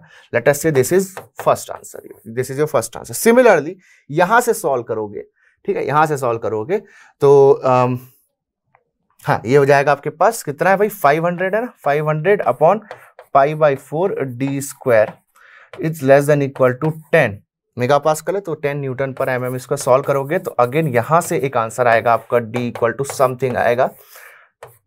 अब हमको लेना है इसका डायमीटर तो एक ही हो सकता है, मिनिमम सेफ डायमीटर। तो मिनिमम सेफ डायमीटर कौन होगा, जो सेफ डायमीटर होगा वो इन दोनों में से जो ग्रेटेस्ट वैल्यू होगी, जो सबसे बड़ी वैल्यू होगी, ये वाली हो सकता है ये बड़ा हो ये छोटा हो, तो इन दोनों में से इक्वेशन नंबर 1 और इक्वेशन नंबर 2 में जो भी बड़ा आंसर होगा वो हमारा मिनिमम सेफ डायमीटर होगा। अब कई बार क्या होता है, मिनिमम सेफ डायमीटर मतलब दोनों में छोटा ले लेते हैं लोग, अरे भैया ऐसा नहीं करना होता है, ऐसा नहीं करना होता है, ठीक है। तो ऐसा क्यों नहीं करना होता है भाई, सीधी सी बात, अगर आपका एक जगह से मान लो आपको मिल गया फॉर एग्जांपल 30 mm आ गया, और फर्स्ट वाले से मान लीजिए सेकंड वाले से आपको d इक्वल टू 25 आ गया। अब इसका क्या मतलब है कि अगर आपको शेयर में सेफ रहना है, so this is the least dimension. अब इसको सॉल्व करते कैसे हैं भाई, अगर आप सॉल्व करने के टेक्निक पे जाओगे तो ध्यान रखना, हम लोग कभी भी जब सॉल्व करने जाएंगे तो ये जो इनइक्वालिटी होती है इसको हटाते हैं, क्रिटिकल कंडीशन में जाते हैं और इक्वल टू कर देते हैं। भाई होना क्या चाहिए, होना ये चाहिए कि ये जो स्ट्रेस पैदा हो रहा है बॉडी में, that should be less than और इक्वल टू अलाउएबल स्ट्रेस, ठीक है। अब स्ट्रेस जो है किसी भी कंडीशन में अलाउएबल से कम होना चाहिए, क्लियर हो गया हमारे को। अब अगर मैं इस इनइक्वालिटी को हटा के एग्जैक्टली इक्वल कर देता हूं, यानी कि जो बॉडी में स्ट्रेस आ रहा है वो इतना ज्यादा है कि बराबर है ये अलाउएबल स्ट्रेस के, आप जस्ट जो बाउंड्री है ना, जो वर्ज ऑफ फेलियर है, आप एग्जैक्टली वहां पर बात कर रहे हो कि कहां तक जा स्ट्रेस बढ़ा सकते हो, आप स्ट्रेस को बढ़ाते बढ़ाते बढ़ाते जो मैक्सिमम अलाउएबल है वहां तक जा सकते हो। तो आपने बोल दिया कि मेरे पास जो स्ट्रेस पैदा हो रहा है बॉडी में वो जो अलाउएबल स्ट्रेस है उसके बराबर है। तो इस कंडीशन में क्या पता चले, ये कंडीशन कब आ सकती है, स्ट्रेस आपने बढ़ाया है, बेसिकली आपका जो इंड्यूस स्ट्रेस है, ध्यान देना, जो आपने इंड्यूस स्ट्रेस है इसको आपने बढ़ाया है और आप कहां लेकर के गए हो इसको, जो अलाउएबल है या परमिसिबल है वहां तक आप लेकर के गए हो। तो ये इंड्यूस स्ट्रेस को आप कब बढ़ा सकते हो, कैसे बढ़ सकता है, जब पहला ऑप्शन है आपका P मैक्सिमम हो, और दूसरा ऑप्शन कि आपके पास जो डायमेंशंस है वो क्या हो, मिनिमम हो, ठीक है। सो जब आप लोग इसको बढ़ाते बढ़ाते कहां तक लेके जाओगे, यहां तक लेकर के चले जाओगे, तो यहां से सिर्फ दो सिचुएशन निकल करके आती है आपके सामने, या तो आपका दोनों में से कोई एक होगा, या तो आपका लोड मैक्सिमम है या तो डायमीटर मिनिमम है। तो दोनों में से कोई एक चीज एग्जाम में पूछता है, बताओ कि मैक्सिमम लोड कितना लगा सकते हो। तो मैक्सिमम लोड यानी कि इतना लोड लगा दी कि वो कभी भी फेल हो सकता है। और दूसरा पूछता है सेफ डायमेंशन, तो सेफ डायमेंशन जो होता है वो मिनिमम होता है, मिनिमम। देखो डायमेंशन यहां पर आप लोग का लोड कितना आ रहा है, मैक्सिमम लोड आ रहा है, और जो डायमेंशन कैसा आ रहा है वो मिनिमम डायमेंशन आ रहा है। तो जब आप ये इनइक्वालिटी को हटाते हो और इक्वालिटी लगाते हो तो आप लोग सबसे क्रिटिकल कंडीशन में हो। जब आप क्रिटिकल कंडीशन में हो तो दो पॉसिबिलिटी है, या तो लोड बहुत ज्यादा है, या तो जो डायमीटर या डायमेंशंस है, क्रॉस सेक्शन डायमेंशन एक्सेट्रा है, which are subjected to stresses, वो बहुत कम है। दोनों में से कोई एक चीज एक टाइम पे हो सकती है, दोनों चीज एक साथ नहीं होगी, कभी भी कभी भी कभी भी नहीं, ठीक है। तो आपका अगर जब आप क्रिटिकल कंडीशन में बात करते हो तो ये याद रखना, उस समय या तो आप लोग मान के चल रहे हो कि लोड हाईएस्ट लग रहा है, या तो आप मान के चल रहे हो कि कंपोनेंट का जो डायमेंशंस है वो लीस्ट डायमेंशंस है, ठीक है। तो यहां से क्या पता चलता है, जब आप इस इनइक्वालिटी को हटा के कभी भी जब इक्वालिटी लाओगे तो आपको दो चीजें मिल सकती हैं, या तो मैक्सिमम परमिसिबल लोड कि ये जो मेंबर है वो कितना लोड झेल सकता है, या फिर मिनिमम साइज इसका कितना रखना होगा। तो जैसे यहां से आंसर आया आपके पास 20, फाइनल आंसर 20 आया, तो इसका मतलब यह है ये लीस्ट डायमेंशन है उस कंपोनेंट का। आप कभी भी किसी भी सूरत में 20 से कम साइज का नहीं रख सकते, अदरवाइज जो इंड्यूस स्ट्रेस होगा वो एक्सीड कर जाएगा अलाउएबल से। ये मिनिमम डायमीटर है, इससे नीचे नहीं जा सकते, इससे कम चलेगा। सपोज आपका मिनिमम डायमीटर है 20 और आपने चूज कर लिया 19, तो इसका क्या मतलब है, जो अब स्ट्रेस आएगा ना, इंड्यूस जो स्ट्रेस होगा बॉडी में, जो स्ट्रेस पैदा होगा वो परमिसिबल वैल्यू से, अलाउेबल वैल्यू से ज्यादा होगा। और जब भी परमिसिबल स्ट्रेस से ज्यादा स्ट्रेस आएगा, एज अ डिजाइनर मैं उस कंपोनेंट को फेल घोषित कर दूंगा। आई बात समझ में? सो ये चीज का ख्याल रखना है। तो कभी भी जब इस इनइक्वालिटी को हटाते हैं तो हम और इक्वल टू लगाते हैं, यानी कि क्रिटिकल कंडीशन की बात करते हैं, तो क्वेश्चन में जो भी चीज पूछा हो सकता है आपको लोड पूछा हो कि बताओ लोड कितना लग रहा है, तो मैक्सिमम वैल्यू ऑफ लोड मिलती है, मैक्सिमम वैल्यू ऑफ लोड मिलती है। और दूसरा, अगर डायमेंशंस की बात करें तो मिनिमम डायमेंशन जो आप रख सकते हो वो मिलता है। अब आपके पास अगर दो इक्वेशंस हैं ऐसे, तो मिनिमम डायमेंशंस की 2 वैल्यू मिलेगी और मैक्सिमम जो आप लोड लगा सकते हो उसकी भी 2 वैल्यू मिलेगी। अगर सपोज मान लीजिए किसी कंडीशन में 3 हो गया, तो 3 वैल्यूज आएंगे, 3 आंसर्स आएंगे, डायमीटर की 3 वैल्यू, लोड की 3 वैल्यू, ऐसा। हालांकि 3 तो होगा नहीं, जनरली 2 ही होता है।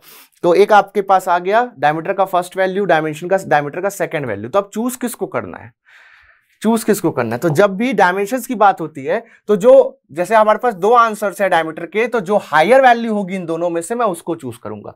This is also the minimum diameter, this is the minimum diameter, this is also the minimum diameter जो होना चाहिए। तो पहला जो हमारा कंडीशन है that is of normal stress, वो बोल रहा है कि डायमीटर 30 होना चाहिए। और जो शियर स्ट्रेस बोल रहा है कि भाई मिनिमम, जो शियर स्ट्रेस वाली कंडीशन है, तो शियर वाली कंडीशन बोल रही है कि भाई मिनिमम डायमीटर 25 तो होना ही चाहिए। अब इसमें चूज किसको कर रही है? मान लो मैंने चूज कर लिया 25 एज एन आंसर, क्योंकि सर ने तो बोला है सर मिनिमम चूज करना होता है। कई लोग गलत समझ जाते हैं, तो किसी ने मेरी स्टेटमेंट को गलत ले लिया और उसने क्या कर दिया, उसने चूज कर लिया 25 mm को as an answer. So what will happen, आपने 25 mm अगर चूज कर लिया है तो इस सिचुएशन में आप लोग शेयर में तो ठीक हो, आपका मेंबर शेयर के कारण तो फेल नहीं करेगा, क्योंकि शेयर में अगर फेल होने से बचाना है तो मिनिमम डायमीटर तो 25 mm होना चाहिए।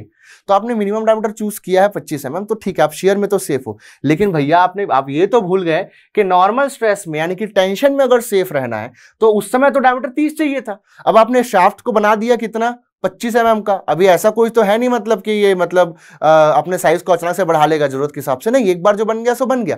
तो आपने अगर 25 mm का बार चूज कर लिया, तो जैसे ही इस पे 1 किलोन्यूटन का लोड लगाओगे तो ये शेयर में तो फेल नहीं होगा, लेकिन ये ड्यू टू टेंशन फेल हो जाएगा, क्योंकि टेंशन में सेफ रखने के लिए कितना चाहिए था, 30, आपने कितना चूज कर लिया, 25, हो गया गलत मामला।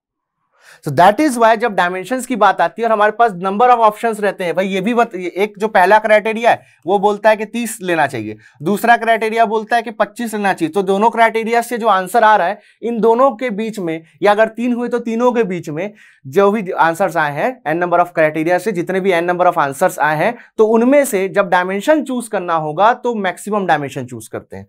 तो जो मिनिमम डायमीटर की जो n नंबर ऑफ वैल्यूज हैं, इनमें से जो ग्रेटेस्ट होगी उसको चूज करेंगे। तो जब हमारे पास नंबर ऑफ क्राइटेरिया से, आई रिपीट, जब हमारे पास नंबर ऑफ क्राइटेरिया से नंबर ऑफ वैल्यूज मिलती हैं ऑफ मिनिमम डायमेंशन, तो we will go for the greatest value of minimum dimension. थोड़ा सा अजीब सा इंग्लिश हो रहा है ना, greatest value of minimum dimension. तो इसमें जो ग्रेटेस्ट वैल्यू है, greatest value of minimum dimension कभी भी चूज किया जाता है,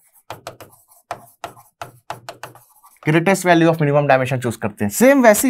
सेम वैसी जब लोड की बात आती है तो लोड क्या हो सकता है वाला, मैक्सिमम।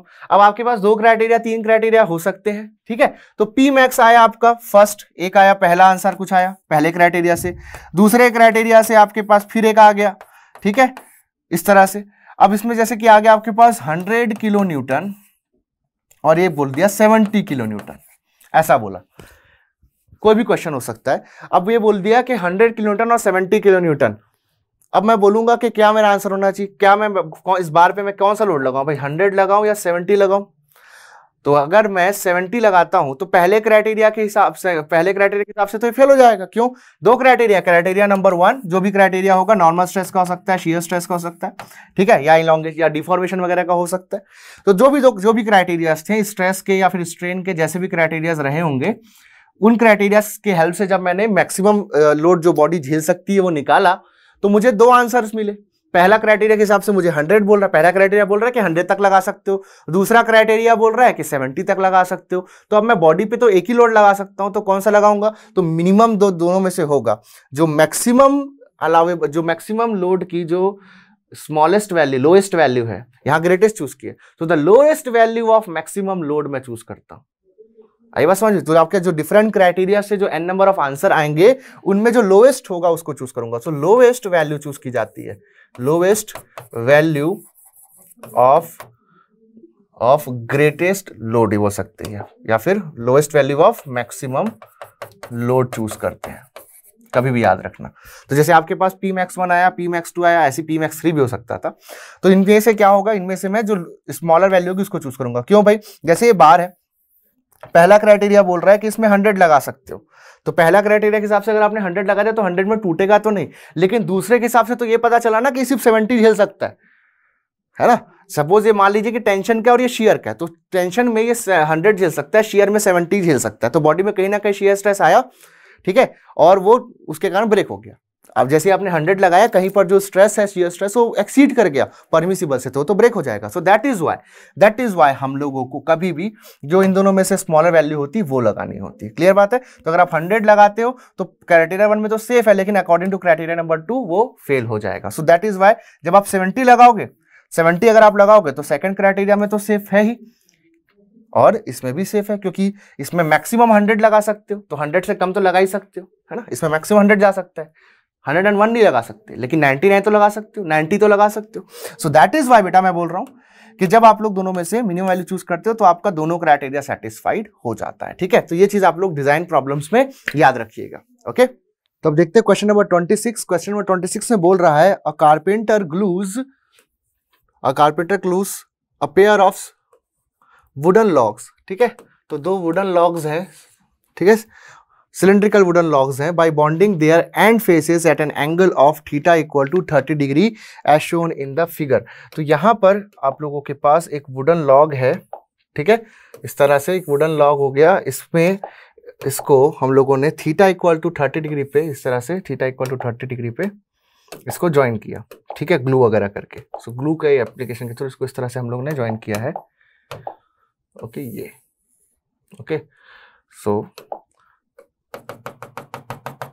ये जो एंगल दे रखा है फिगर में, that is theta equal to 30 degree. तो बेसिकली वर्टिकल से 30 डिग्री दे दिया है। ठीक है, नाउ इसमें एक एक्सियल डायरेक्शन में अप्लाइड स्ट्रेस एक दिख रहा है आप लोगों को, टेंसाइल स्ट्रेस इसमें लग रहा है, कितना आ रहा है इसमें टेंसाइल स्ट्रेस एक्सियल डायरेक्शन में 4 मेगापास्कल। ठीक है, यहाँ पर दे रखा है। नाउ बोल रहा है the glue used at the interface fail हो जाता है ये जो ग्लू है, इफ क्राइटेरिया 1 जो है दैट इज जो नॉर्मल स्ट्रेस है एक्सीड्स 2.5 मेगापास्कल। दूसरा बोलता है the maximum shear stress exceeds 1.5 megapascal. तो मैक्सिमम शियर स्ट्रेस, यहाँ जो शियर स्ट्रेस है वो 1.5 से ज्यादा नहीं होना चाहिए, बोल रहा है कहां पर, इस लोकेशन पे, थीटा इक्वल टू 30 डिग्री पे, इस लोकेशन पे आप लोगों का जो स्ट्रेस है नॉर्मल स्ट्रेस वो 2.5 मेगापास्कल से ज्यादा नहीं होना चाहिए, और जो शियर स्ट्रेस है वो आप लोगों का 1.5 मेगापास्कल से ज्यादा नहीं होना चाहिए। तो 4 ऑप्शंस दिए हैं कि जो कंपोनेंट है वो फेल हो रहा है, किस किस तरह से, किस किस क्राइटेरिया के अकॉर्डिंगली फेल हो रहा है, वो सारे स्टेटमेंट दे रखे हैं A to C में। देन डी में बोल रहा है कि फेल नहीं हो रहा है, यानी कि सेफ है। ओके, चलिए चेक करते हैं कि फेल हो रहा है तो किस क्राइटेरिया के अकॉर्डिंग फेल हो रहा है, और अगर नहीं हो रहा है, सेफ है, तो उसको भी एक बार हम लोग चेक कर लेंगे। ठीक है, नाउ सो यहाँ पर हम लोगों को बस ये कंफर्म करना है कि जो थीटा इक्वल टू 30 डिग्री है, इस प्लेन पर जो नॉर्मल स्ट्रेस है और जो शियर स्ट्रेस है वो परमिसिबल लिमिट्स के अंदर रहे। So we need to calculate the normal stresses and the shear stresses, okay, at this location. Normal stress and shear stress at this location आप लोगों को चेक करना है। ठीक है, सो हम लोग जैसे कि इसको स्ट्रेस एलिमेंट लेते हैं, इस स्ट्रेस एलिमेंट लेते हैं, तो हम लोग को ऑब्लिक प्लेन जो है, एक स्ट्रेस एलिमेंट इसका लेते हैं, जैसे कि लाइक दिस, जस्ट एक स्ट्रेस एलिमेंट ले लिया मैं इस तरह से। तो हम लोगों को थीटा इक्वल टू 30 डिग्री पे, 30 डिग्री कैसा, देखो वर्टिकल, ये वाला फेस हमारा इसी फेस में बस इसका स्ट्रेस लग रहा है। ठीक है, तो इसका मैं एक बार ओरिजिनल स्टेट ऑफ स्ट्रेस एक बार ड्रॉ कर देता हूँ।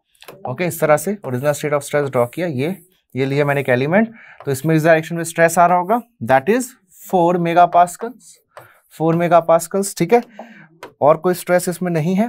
ओके नाउ इसमें मुझे जो ग्लू दे रखा है, यहाँ पर मैंने एलिमेंट को यहाँ पर ले लिया है, ये एलिमेंट मैंने यहाँ लिया है ना, तो यहाँ पर देखेंगे थीटा इक्वल टू 30 डिग्री पे, ऐसा 30 डिग्री पे मुझे नॉर्मल स्ट्रेस वगैरह निकालने हैं इस बॉडी में। तो मैंने जो ओरिजिनल एलिमेंट है उसको बेसिकली आपको 30 डिग्री पे ट्रांसफॉर्म करना पड़ेगा in order to know the normal stresses and shear stress. अब ये थीटा जो जा रहा है आप देखेंगे ये कैसा जा रहा है, एंटी क्लॉकवाइज जा रहा है, ठीक है। सो यहाँ पर हम लोगों को क्या चाहिए, सिग्मा एन चाहिए और टाउ चाहिए। तो इस ऑब्लिक प्लेन पे अब सिग्मा एन और टाउ निकालना है, और सिग्मा वाई वगैरह देखोगे तो सिग्मा वाई 0 है, टाउ एक्स वाई भी क्या है यहाँ पर नहीं दे रखा है ही नहीं, 0 है। तो सिंपल एक्सियल लोडिंग है, टेंसाइल लोडिंग है यहाँ पर, ठीक है। तो सिग्मा थीटा यहाँ पर हो जाएगा, सिग्मा थीटा और सिग्मा एन आप बोल सकते हो, ओके। ये जो यहाँ पर आ रहा है पहले वो देख लेते हैं, फिर अगर वो ज्यादा हो गया परमिसिबल से तो ये फेल हो जाएगा। सो यहां से हो जाएगा sigma x plus sigma Y by 2 होता है तो सिग्मा एक्स बाई 2 आया, plus sigma x minus sigma Y by 2 cos 2 theta होता है, सिग्मा वाई 0 है अगेन, तो sigma x by 2 cos 2 theta plus tau x y sine 2 theta होता है, टाउ एक्स वाई तो 0 है, तो इतना ही होगा। सिग्मा एक्स ये जो एक्स डायरेक्शन में दे रखा है आपको कितना है भाई, 4 मेगा पास्कल है सिग्मा एक्स यहाँ पर, है ना। एक्स डायरेक्शन में एक ही स्ट्रेस है 4 मेगा पास्कल का, क्लियर बात है।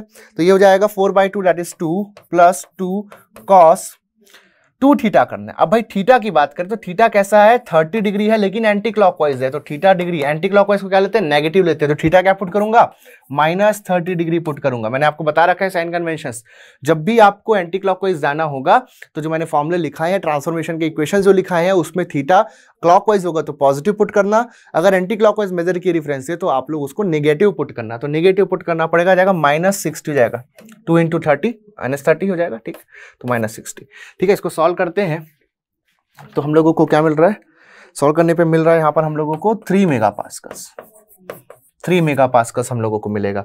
सेम वैसी हम लोग अगर यहाँ पर यही इसी प्लेन पर टाउ थीटा अगर मैं कैलकुलेट करूं, ठीक है, तो मुझे क्या मिलेगा, क्या होता है formula, minus sigma x minus sigma Y by 2, तो सिग्मा वाई तो 0 है, तो माइनस सिग्मा एक्स बाई 2 आएगा sine 2 theta, tau x plus tau x y cos 2 theta होता है, तो ये तो गया, ठीक है। सो यहां से सिंपल हो जाएगा -2 है ना, 4/2, यहाँ 2 क्यों आ रहा है भाई, सिग्मा एक्स आपका 4 दिया है ना, ठीक है। सो 4/2 2 आ गया, -2 साइन -60, साइन -60, तो यहां से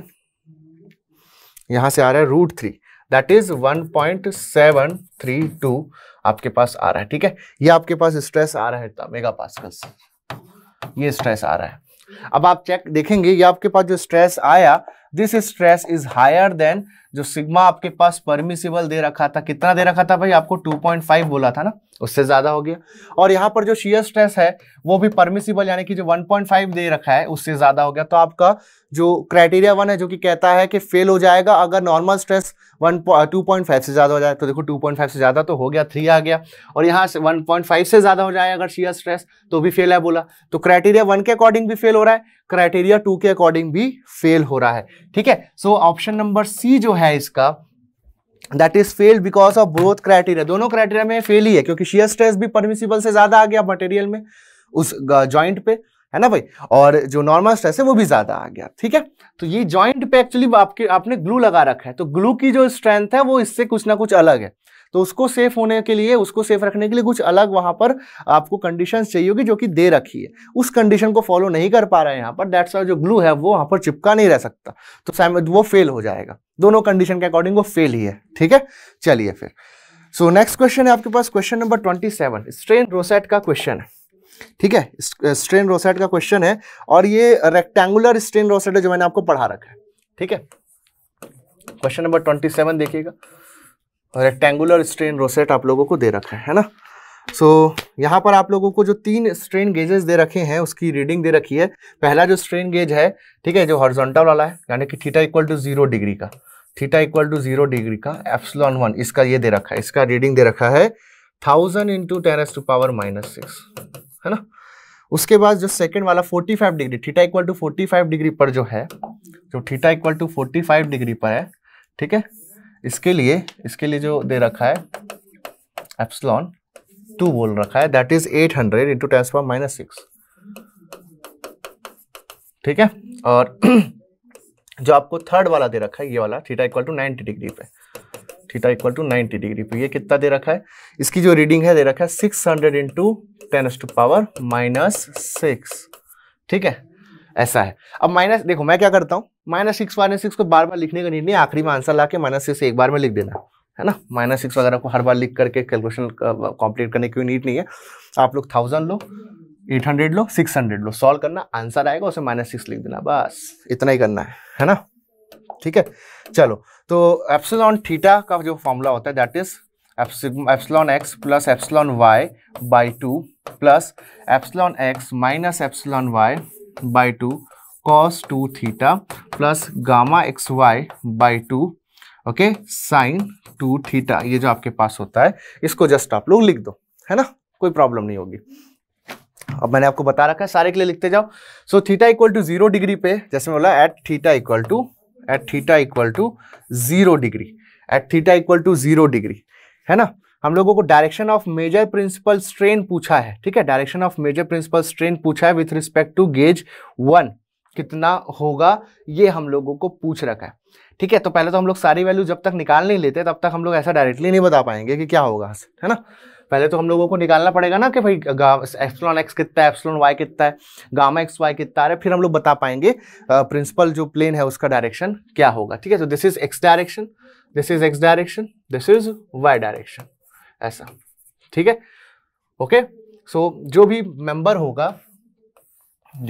होगा इस तरह से, ये एक्स का उसका क्या है, बेसिकली एक्सियल डायरेक्शन है, वाई उसका इस तरह से ट्रांसवर्स डायरेक्शन है ना। तो इस डायरेक्शन से कितने एंगल पे प्लेन है ये पूछा है। ठीक है, क्लियर बात है। चलिए, सो बेसिक है, बहुत आसान है। चलिए, so theta equal to 0 degree पे बोला मैं, थीटा इक्वल टू 0 डिग्री पे। सो यहां पर ये हो गया आपके पास 1000, ओके, इज इक्वल टू कितना हो जाएगा, epsilon x plus epsilon y by 2, okay, plus epsilon x minus epsilon y by 2 cos 2 theta. cos 0 कितना होता है भाई, cos 0 होता है आपके पास 1, है ना, तो ये जाएगा आपके पास मल्टीप्लाइड बाई 1 प्लस साइन 0 तो 0 होता है, तो ये पूरा 0 हो गया। तो यहाँ से epsilon x by 2 plus epsilon x by 2, epsilon y by 2 minus epsilon y by 2, तो ये हो जाएगा एप्सिलॉन एक्स, तो ये आ जाएगा आपके पास 1000।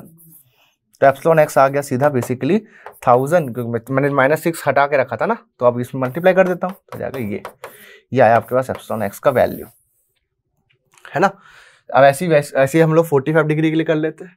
तो इस 45 डिग्री के लिए जो दे रखा है थीटा इक्वल टू 45 डिग्री के लिए दे रखा है, कितना दे रखा है भाई, 800 ना, 800 है। ठीक है, 800, हाँ 800 इंटू 10⁻⁻6, ठीक है, इंटू 10⁻⁻6, तो 800 बस लिख देता हूँ। ठीक है, 800 हो गया, ओके, इज इक्वल टू, ठीक है, is equal to epsilon x that is कितना आ गया भाई 1000, है ना, 1000, ठीक है, plus epsilon y by 2 plus epsilon x, okay, minus epsilon y by 2 cos 2 into 45 that is cos 90। cos 90 क्या हो गया भैया, 0 हो गया, cos 90 0 हो गया, प्लस क्या आपके पास, plus gamma x y, okay, by 2, ठीक है, साइन 90 कितना हो गया, 1 हो गया। ठीक है, ये हो गया। तो यहां से आप लिख सकते हैं 800 is equal to 1000 plus epsilon y by 2, okay, ये तो पूरा खट गया, अब क्या हो गया, गामा एक्स वाई बाई 2 को उधर ट्रांसफर कर दिया जाएगा 1600, ओके, 1600 हो जाएगा 2 कॉमन निकाल करके, ओके, और यहाँ से 1000 माइनस कर दो, इज इक्वल टू क्या हो जाएगा आपके पास, epsilon y plus gamma x y, ये कितना आ जाएगा, epsilon y plus gamma x y, एक इक्वेशन मिल रहा है हम लोगों को, इज इक्वल टू 1600, एक इक्वेशन बन गया। ठीक है, उसके बाद क्या, नेक्स्ट थोड़ा सा चलते हैं। ठीक है, नेक्स्ट हो गया आपके पास थीटा इक्वल टू 90 डिग्री के लिए, है ना, थीटा इक्वल टू 90 डिग्री के लिए। तो थीटा इक्वल टू 90 डिग्री के लिए आप लोगों को दे रखा है, okay, theta equal to 90 degree के आप लोगों को दे रखा है epsilon is equal to 600 into 10⁻⁻6, तो उसको -6 को अलग कर देंगे। ठीक है, हाँ, और यहाँ पर ये भी ध्यान रखना, ये जो मैंने लिखा है अभी, इसमें -6 अभी मल्टीप्लाई नहीं किया, आंसर जब सॉल्यूशन करेंगे जो आगे एक और इक्वेशन मिलेगा उसका, तो आखिरी -6 का मल्टीप्लाई कर देंगे। ठीक है, ये हो जाएगा आपके पास 1000 जो कि एप्सिलॉन x है plus epsilon y by 2 plus epsilon x minus epsilon y by 2 cos 2 theta, theta 90 है, 2 थीटा हो जाएगा 180, ये हो जाएगा आपके पास -1। ठीक है, तो मल्टीप्लाई बाई -1 हो गया, तो ये सामने माइनस चला गया। ठीक है, इस -1 को यहाँ से हटाओ, यहाँ सामने माइनस लगाओ, ये हो गया आपके पास। ठीक है, और प्लस साइन 2 थीटा, साइन 180 कितना होता है 0 होता है, साइन 180 0, तो ये वाला टर्म पूरा 0 हो गया। ठीक है, ओके, तो यहाँ से 600, यहाँ से कितना हो जाएगा, ये यहाँ से कितना हो जाएगा देखो 1000/2। ठीक है, प्लस एप्सिलॉन y बाई 2। ठीक है, ये हो जाएगा 1000/2 अगेन माइनस में हो जाएगा प्लस एप्सिलॉन y बाई 2, ये हो गया। ये क्या हो जाएगा, एप्सिलॉन y सीधा आ जाएगा आपके पास 600, तो एप्सिलॉन y जो है दैट इज 600 इंटू 10⁻⁻6। ये हो गया आपके पास, है ना। एप्सिलॉन y आ जाएगा 600 इंटू 10⁻⁻6। ओके, तो उस कंडीशन में यहां से एप्सिलॉन y 600 आ गया, तो गामा एक्स वाई कितना आ गया भैया, गामा एक्स वाई आ गया आपके पास 0। गामा एक्स वाई कितना आ गया, 0 आ गया। सो बॉडी में कोई शियर स्ट्रेन है ही नहीं, बॉडी में शियर स्ट्रेन नहीं है। तो जो आपका जो ये डायरेक्शन है ये आपका, ठीक है, ये जो आपने यहाँ पर इसमें वो लगा के रखा है, स्ट्रेन गेज लगा के रखा है ये इस तरह से, तो उसमें जो ये वाला डायरेक्शन है, इसमें एप्सिलॉन 1 आ रहा है which is equal to epsilon x, that is principal strain, major principal strain. कितना इसकी वैल्यू 1000 इंटू 10⁻⁻6। ठीक है, और यहां पर क्या है, यहां पर आपके पास जो वैल्यू आ रही है that is epsilon y. Okay, epsilon y कितनी आई थी भाई, एप्सिलॉन वाई 600 आया। ठीक है, गामा एक्स वाई है ही नहीं, यानी कि शियर स्ट्रेन नहीं है इस पर्टिकुलर ओरिएंटेशन में। आ रही बात समझ में। तो हमारा जो ये वाला प्लेन है that is the major principal plane, जिसमें मेजर प्रिंसिपल स्ट्रेस जो है या मेजर प्रिंसिपल स्ट्रेन है, that is major principal plane आपको मिल गया। मेजर प्रिंसिपल प्लेन में जो highest value of principal stress या प्रिंसिपल स्ट्रेन है वो मौजूद होती है। तो यहाँ पर 1000 सबसे बड़ा है, तो ये इसके अकॉर्डिंग अगर हम लोग बात करें तो 0 डिग्री जो है आपके, ये यहाँ से हम लोग को एक्स डायरेक्शन से पूछा है इसका एंगल कितना है, तो जो मेजर प्रिंसिपल स्ट्रेन आ रहा है वो एक्स डायरेक्शन में आ रहा है, यानी कि एप्सिलॉन एक्स, यही आपका मेजर है। तो एक्स एक्सिस के साथ इसका एंगल कितना होगा, एक्स एक्सिस के साथ इसका एंगल होगा आपके पास 0 degree, theta equal to 0 degree answer होगा। ठीक है, अब इसको थोड़ा सा टेक्निकली समझना, ये तो मैंने ऐसी इन जनरल बात करते, टेक्निकली समझते हैं। देखो टेक्निकली क्या बोल रहा हूं मैं, जैसे ये आपके पास बॉडी थी, ठीक है, तो इसमें ये वाला डायरेक्शन में आप लोगों को स्ट्रेन आ रहा है, स्ट्रेन ये आ रहा है, तो ये वाला डायरेक्शन में स्ट्रेन मीन्स जो जैसे एलिमेंट लिया मैं यहाँ पर, एक ऐसा एलिमेंट लिया, ये एलिमेंट जैसे मैंने लिया, तो ये जो एलिमेंट है ना, ये जो एलिमेंट है इसका ये वाला प्लेन, जो ये वाला प्लेन है इसका वर्टिकल प्लेन, इसमें जो स्ट्रेन है along x direction normal strain, that is the principal strain. ठीक है, वाई डायरेक्शन में जो दूसरा आपके पास स्ट्रेन आ रहा है principal strain epsilon 2, that is equal to epsilon y. Now देखना क्या होता है, प्लेन और एक्सिस, आपको एक्सिस से एंगल पूछा है, पता है आपको पूछा किससे एंगल है, आपको एंगल एक्सिस से पूछा है। तो ये जो प्लेन है, इस प्लेन में आ रहा है आपके पास प्रिंसिपल स्ट्रेन, इस प्लेन में आपको प्रिंसिपल स्ट्रेन की मैक्सिमम प्रिंसिपल स्ट्रेन इस प्लेन में मिल रहा है, तो इस प्लेन और एक्सिस के बीच का एंगल पूछा है। तो कभी भी याद रखना, जब प्लेन और एक्सिस के बीच का एंगल पूछता है तो स्कूल में आप लोगों ने पढ़ा होगा कि किसी भी प्लेन और एक लाइन या एक्सिस के बीच का एंगल कैसे निकाला जाता है। तो जैसे आपके पास कोई प्लेन है, ये कोई प्लेन है, तो इस प्लेन का किसी एक्सिस के साथ, लेटर से ये देखो मैंने एक्सिस बना दिया ऐसा, तो ये प्लेन और इस एक्सिस, लेटर से एक्स एक्सिस के बीच का आपको एंगल चाहिए, तो क्या करना होगा। So in that case my dear students, आपको इस प्लेन का एक नॉर्मल ड्रॉ करना होता है, इस प्लेन का एक नॉर्मल ड्रॉ करोगे, तो प्लेन का नॉर्मल मतलब इस प्लेन के साथ 90 डिग्री बनाने वाली एक लाइन आप इस तरह से ड्रॉ किए, तो एक नॉर्मल ड्रॉ किया। So this is the normal of the plane या normal to the plane. Okay, normal of plane बोल दिया, तो प्लेन पे मैंने एक नॉर्मल ड्रॉ किया है। नाउ ये जो नॉर्मल ऑन द प्लेन है, ठीक है, नॉर्मल ऑन द प्लेन जो है, ये प्लेन में ड्रॉ किया गया नॉर्मल, और वो जो एक्सिस है, इन दोनों के बीच का जो एंगल होता है that is the angle between the plane and axis. ये टेक्निक है ना। तो ये जो प्लेन है, ये वाला जो प्लेन है, ठीक है। एप्सिलॉन एक्स क्या है? एप्सिलॉन एक्स क्या है? बेसिकली एक्स फेस पे नॉर्मल स्ट्रेस, ऐसा नॉर्मल स्ट्रेन, एक्स फेस पे नॉर्मल स्ट्रेन, तो ये एक्स फेस आएगा ना, एक्स फेस आएगा ना। नाउ एक्स फेस का एक्स एक्सिस से एंगल निकालना है, तो एक्स फेस अब क्या होता है, कई जगह लोग इसमें गलत आंसर, मैं क्यों बता रहा हूं, क्योंकि लोग गलत आंसर दे देते हैं।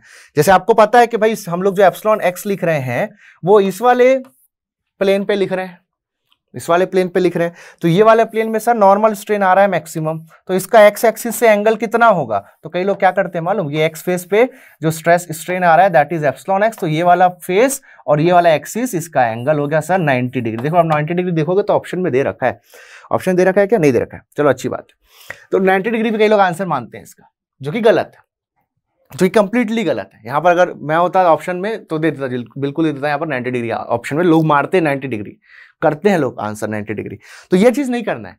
आपको पता होना चाहिए जैसे कि एक्स फेस, जैसे कि एक्स फेस है ना, एक्स फेस और का जो एंगल यहां पर मैं निकालूंगा तो ये 90 डिग्री नहीं है एक्स एक्सिस का, एक्स फेस का एक्स एक्सिस के साथ एंगल 0 डिग्री है, 0 डिग्री है। तो हमेशा ये कॉन्सेप्ट क्लियर रखना कि किसी प्लेन का किसी एक्सिस के साथ एंगल कैसे निकालते हैं, तो प्लेन का नॉर्मल लेते हैं और जो भी एक्सिस है, तो इस प्लेन के नॉर्मल और एक्स एक्सिस के बीच जो एंगल होगा that is the angle between the plane and the axis.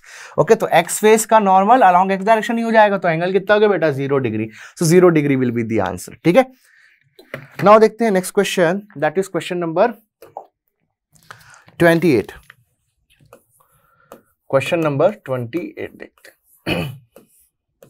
Question number 28, तो क्वेश्चन नंबर 28 कुछ इस तरह से दे रखा है। ओके, यहां पर आपके पास इस तरह से एक कैंटिलीवर दे रखा है, इस तरह से। अभी आप नहीं जानते हैं अगर कैंटिलीवर तो कोई बात नहीं, आगे हम लोग समझ जाएंगे।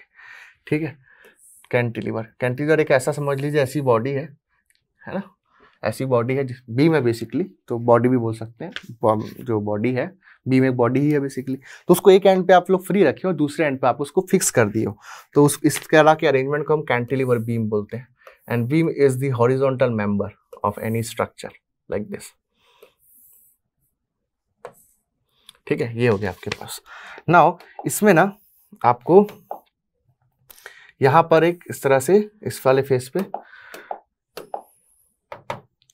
ओके, इस वाले फेस पे आपको यहां पर ओके एलिमेंट दे रखा है, एक एलिमेंट दे रखा है आपको।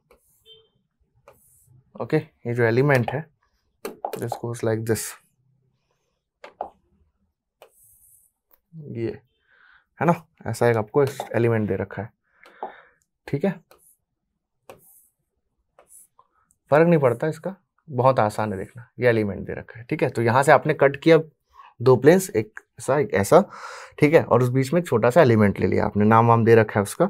अब आप लोगों को लोडिंग वगैरह दे रखी है, मतलब पूरा ना पूरा, मतलब वो एकदम सामग्री लेके आया आपका दिमाग खराब करने का, है ना, पूरा सामग्री डाल दिया इसमें। अब देखिए बेसिक क्वेश्चन है, बता, एकदम बेसिक क्वेश्चन है, एकदम बेसिक सा क्वेश्चन है, बहुत लोग फंसते हैं लेकिन इसमें बहुत बेसिक सा क्वेश्चन है। मेथड ऑफ सेक्शन अगर आता है ना तो बन जाएगा। नाउ मेथड ऑफ सेक्शन लोग जानते तो कि सेक्शन कट करना होता है, लेकिन जो नियम मैंने बताया उसको भूल जाते हैं। नियम क्या है भाई, कि पहला चीज तो वर्चुअली कट करता है और दूसरा कट ऐसे करता है कि हमेशा स्टैटिक इक्विलिब्रियम फॉलो होता है। तो जैसे ये बॉडी दे रखी है एकदम मस्त 3D में दे दिया, इसको थोड़ा सा सरल भाषा में लिखते हैं, यानी कि इसको थोड़ा सा 2D में ला देते हैं इस तरह से। ये देखो, है ना, ये देखो हो रहा है। अब यहाँ पर लोड भी लगा देते हैं, भाई लोड लगा दिया। ठीक है, लेट अस से इसकी जो लेंथ है वो L है। ठीक है, लेट अस से इसकी जो लेंथ है वो L है।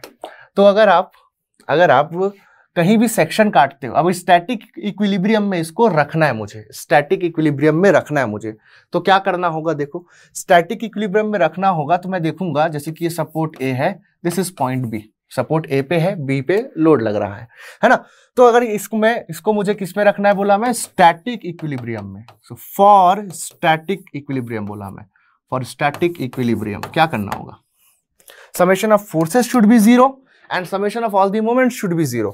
तो फोर्सेस 0 रखना है तो यहां से रिएक्शन आना चाहिए, है ना, यहां से रिएक्शंस आने चाहिए। कैसे रिएक्शंस आने चाहिए, देखो यहां पर आपने फोर्स लगा रखा है P का, ध्यान देना, पहले तो P फोर्स लगा रखा है, तो पहले तो इस फोर्स को न्यूट्रलाइज करने के लिए अपोजिट डायरेक्शन में फोर्स आना चाहिए, तो एक रिएक्शन आएगा RA, ठीक है, जो कि इसको बैलेंस करेगा। RA की वैल्यू निकालना चाहूं, so the summation of forces should be equal to 0 in the vertical direction, vertical है, there is no axial force along the x direction, so that is why the summation of vertical forces should be 0 for static equilibrium. That is why my dear students RA is coming out to be P, RA आ गया आपके पास equal to P। Now you can see कि आपका जो ये जो point A है, पॉइंट A जो है वो इस पॉइंट B से, यानी कि जहां पर पॉइंट लग रहा है उससे कुछ दूरी पे है, so that is why there is an arm equal to L। तो इसको बोल दिया मैं, इसको क्या बोलते हैं, मोमेंट आर्म। अगर कोई फोर्स किसी पॉइंट से सर्टेन डिस्टेंस पे है तो वो जो डिस्टेंस है उसको मोमेंट आर्म बोलते हैं, और due to this moment arm moment आ जाता है फोर्स का। तो ये जो फोर्स है एक रोटेशनल इफेक्ट देना चाहेगा, जैसे कि ये मैंने इसको यहां से पकड़ के रखा, इस तरह से पकड़ के रखा ना, अगर मैं यहां पर इसमें फोर्स लगा रहा हूं, so I am feeling two effects at a time. मुझे एक तो ऐसा लग रहा है कि ये मुझे नीचे दबाने की कोशिश कर रहा है, it is trying to push me in the downward direction, साथ ही साथ ना ये मुझे इसको ऐसा होल्ड करके रखना पड़ रहा है। क्यों? क्योंकि ना ये जो फोर्स जो कि एक सर्टेन डिस्टेंस लग रहा है, ड्यू टू दिस डिस्टेंस मुझे ना ऐसा लग रहा है कि ये घूम जाएगा, मुझे ऐसा लग रहा है कि घूम जाएगा, और मैं इसको नहीं चाहता कि घूम जाए, क्योंकि इसको स्टैटिक इक्विलिब्रियम में रखना है मुझे। So I have to create an opposite sense of rotation. तो ये जो फोर्स है, एक जैसे कि आप देख सक रहे होगे, आपको क्लॉकवाइज दिख रहा होगा, तो आपको देख clockwise sense of rotation create कर रहा है। ये फोर्स जो मैं लगा रहा हूं इस पेन पे वो दिख रहा है, तो इस क्लॉकवाइज सेंस ऑफ रोटेशन को मुझे रेजिस्ट करना है। So I have to create a resisting moment from the support, ये मेरे हाथ से, तो मेरा सब जो हाथ है वो एक अपोजिट सेंस में मोमेंट भी क्रिएट कर रहा होगा।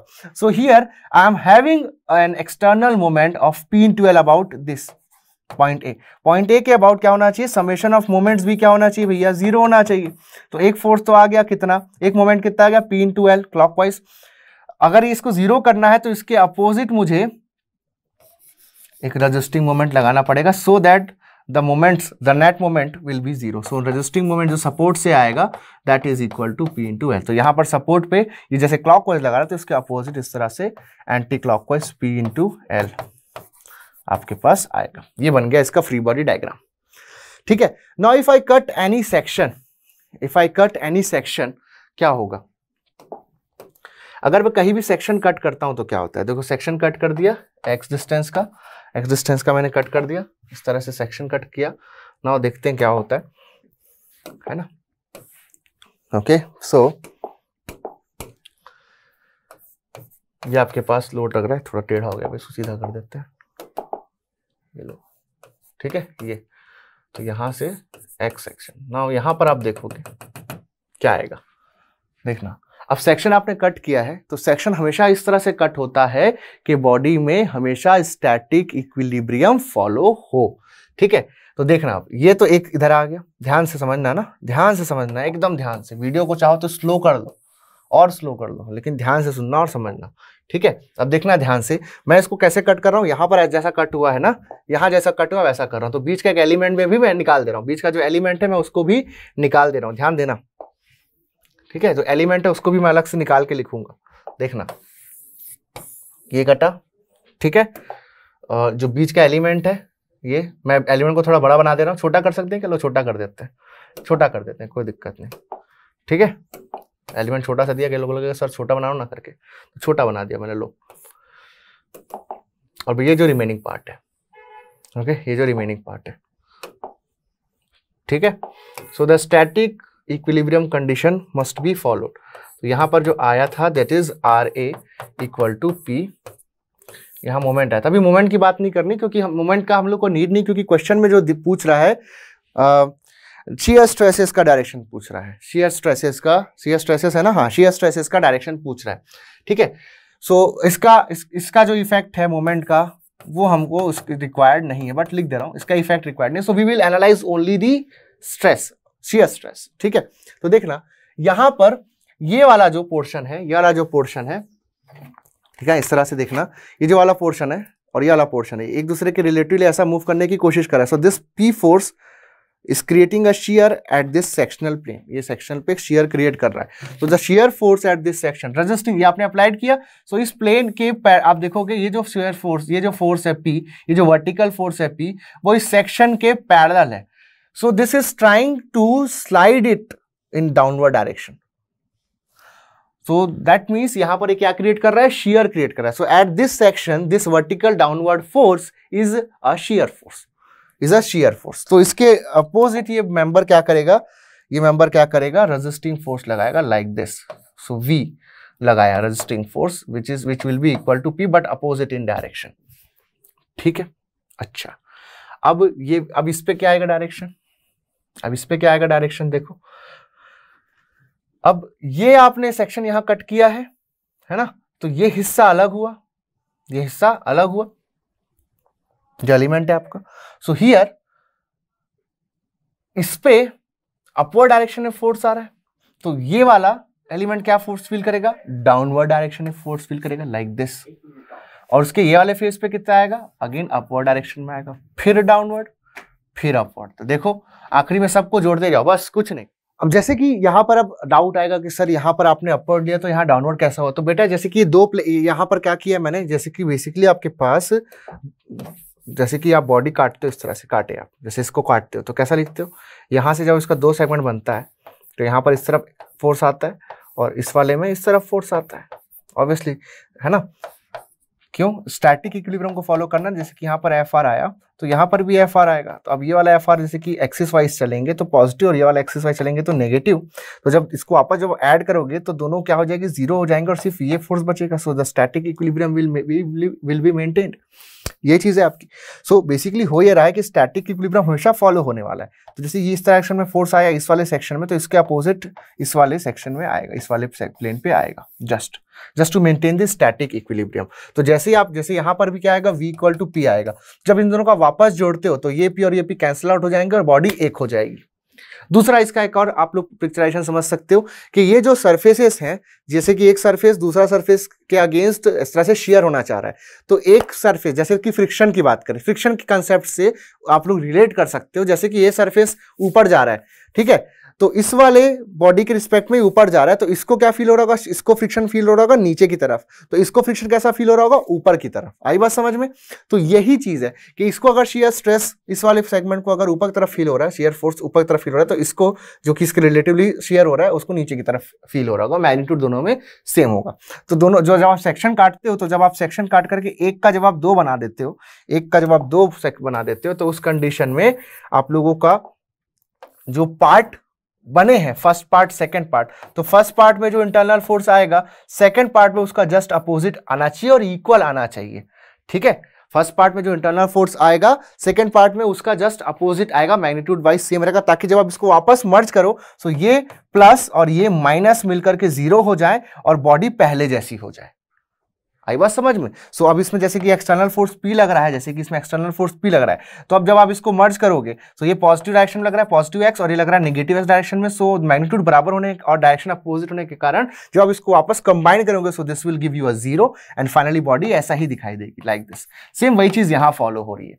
तो जस्ट आप लोग इस तरह से डायरेक्शंस देख सकते हो. तो यहाँ डाउनवर्ड आया इस सेक्शन पे, तो यहाँ इस पे अपवर्ड आएगा, तो इसमें क्या आया, डाउनवर्ड, इसमें अपवर्ड, फिर यहाँ अगेन डाउनवर्ड, फिर यहाँ अपवर्ड, ये इस तरह से.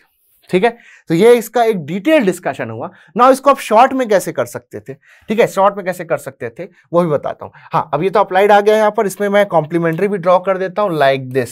ओके, सो ये हो जाएगा आपके पास कॉम्प्लीमेंट्री शियर स्ट्रेस इसका इस तरह से. तो जो एलिमेंट आपको दे रखा है, ये जो 3D में आपको दे रखा है एलिमेंट इस तरह से, उसमें जब आप शियर स्ट्रेस शो करोगे, तो कैसा दिखाई देगा.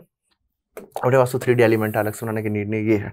तो जब आप इसमें शो करोगे तो इसमें आ जाएगा आपके पास शियर स्ट्रेस लाइक दिस, इस डायरेक्शन में आ जाएगा इस तरह से, ये आपके पास डायरेक्शन होगा. तो इसके अकॉर्डिंग हम लोग अगर ऑप्शंस चूज करने जाएं तो सही जो ऑप्शन है that is option number A. Option number A जो है that is the right answer. Now अगर आपको अब आपको मैंने फंडामेंटल बता दिया, अब आपको मैं डायरेक्ट बताता हूं कि कैसे डायरेक्टली ला सकते थे. तो डायरेक्टली लाने के लिए भाई सीधी सी बात है, अब डायरेक्टली लाना हो तो इस सेक्शन पे सीधा अप्लाइड फोर्स का डायरेक्शन देखो, ये जो फेस है इस पे सीधा अप्लाइड फोर्स का डायरेक्शन देखो कैसा, डाउनवर्ड. सो शियर स्ट्रेस भी कैसा आ गया, डाउनवर्ड. रिमेनिंग जो उसका जो सेकंड फेस है that will be in opposite direction में आएगा, रेजिस्टिंग जो है वहां पर अपोजिट डायरेक्शन में आएगा, तो ये हो जाएगा अपवर्ड. क्लियर बात है, अपवर्ड हो गया. तो इस तरह से इन फेसेस से मिल गया डायरेक्शन आपको, है ना. आपने इस तरफ फोर्स लगाया हुआ है P, है ना, तो इस वाले सेगमेंट पे भी डाउनवर्ड डायरेक्शन में P शेयर फोर्स आएगा, उसके कारण स्ट्रेस आएंगे। और फिर इस फेसेस में क्या होगा, उसका opposite shear stress upward. Then पूरी बॉडी में कॉम्प्लीमेंट्री सेटअप होगा लाइक दिस। तो ये शॉर्ट में आप देखते ही बता दिए। तो पहले जैसे कि किसी भी एलिमेंट पे आप लोगों को शेयर स्ट्रेस का डायरेक्शन देखना हो, ठीक है, तो जस्ट क्या करोगे, जैसे कि ऐसे मैं आपको अगेन एक ऐसा कैंटिलीवर दे दूं, यहाँ पर एक एलिमेंट दे दूं और यहाँ पर ऐसा फोर्स लगा दूं P, तो इस फेस पे कैसा फोर्स आएगा देख के सीधा आप बता सकते हो कि यहाँ पर डाउनवर्ड है, तो यहाँ पर भी अप्लाइड कैसा होगा, डाउनवर्ड रेजिस्टिंग, देन उसके बाद कॉम्प्लीमेंट्री। इस तरह से आप लोग देख सकते हो डायरेक्शंस, ठीक है। तो ऑप्शन नंबर ए जो होगा इसका राइट आंसर होगा। Option number A is the right answer for question number 28, ठीक है। क्वेश्चन नंबर 29 देखते हैं। क्वेश्चन नंबर 29 देखते हैं। क्वेश्चन नंबर 29 में बोल रहा है, ठीक है, a piece of stressed material, in a piece of stressed material principal stress sigma 1 दे रखा है इक्वल टू 3.0 यानी कि 3 किलोन्यूटन, और टेंसाइल और दे रखा है सिग्मा 2 7.0 कॉम्प्रेसिव, ठीक है। The line of action of tensile stress makes 30 degree, the line of action of tensile stress makes 30 degree to the normal to plane A B, what is the normal stress sigma. वहां पर normal stress कितना है निकालना है, वहां पर sigma 3 शायद by mistake print हो गया, वो नॉर्मल स्ट्रेस है बेसिकली, है ना, वो नॉर्मल स्ट्रेस है। तो यहाँ पर जो एलिमेंट ये यहाँ पर आपको मेंबर दे रखा है, इसमें इस तरफ जो स्ट्रेस दे रखा है दिस इज 3, ओके, टेंसाइल है, और यहाँ पर इस तरफ से 7 आ रहा है कॉम्प्रेसिव, ठीक है, 7 आ रहा है आपके पास कॉम्प्रेसिव। और यहाँ पर जो प्लेन दे रखा है देखो इस तरह से एक ऑब्लिक प्लेन दे रखा है, और इसका जो नॉर्मल है this is the normal stress sigma n, okay, ये आपके एक्स डायरेक्शन से 30 डिग्री पे ये एंगल हो गया आपके पास, ठीक है। आप लोगों को नॉर्मल स्ट्रेस की वैल्यू बतानी है कि कितनी है, नॉर्मल स्ट्रेस की वैल्यू बतानी है कितनी है, क्लियर बात है, नॉर्मल स्ट्रेस की आपको वैल्यू बतानी है ना।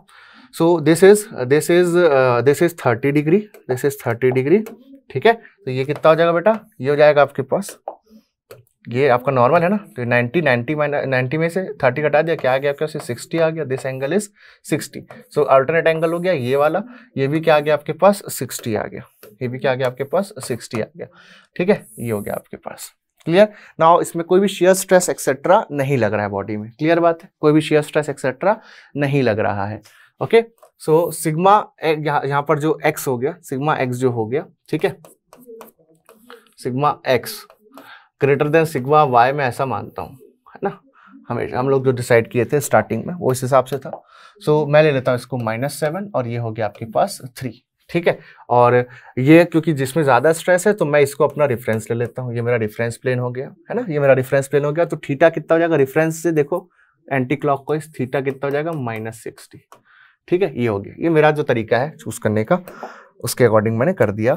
मुझे नॉर्मल स्ट्रेस चाहिए थीटा इक्वल टू -60 पे, तो सीधा मैं नॉर्मल स्ट्रेस का फॉर्मूला लगा देता हूं, तो जाएगा -7 + 3/2 प्लस 7, ओके, -3/2 कॉस -2 थीटा होता है तो -120, और टाउ एक्स वाई यहाँ पर कितना है 0 है, ठीक है। तो जस्ट इसको सॉल्व कर लेते हैं तो आंसर हमारा आ जाएगा, तो जाएगा -7 + 3/2 plus -7 - 3/2, okay, cos 120 -120, okay, -120।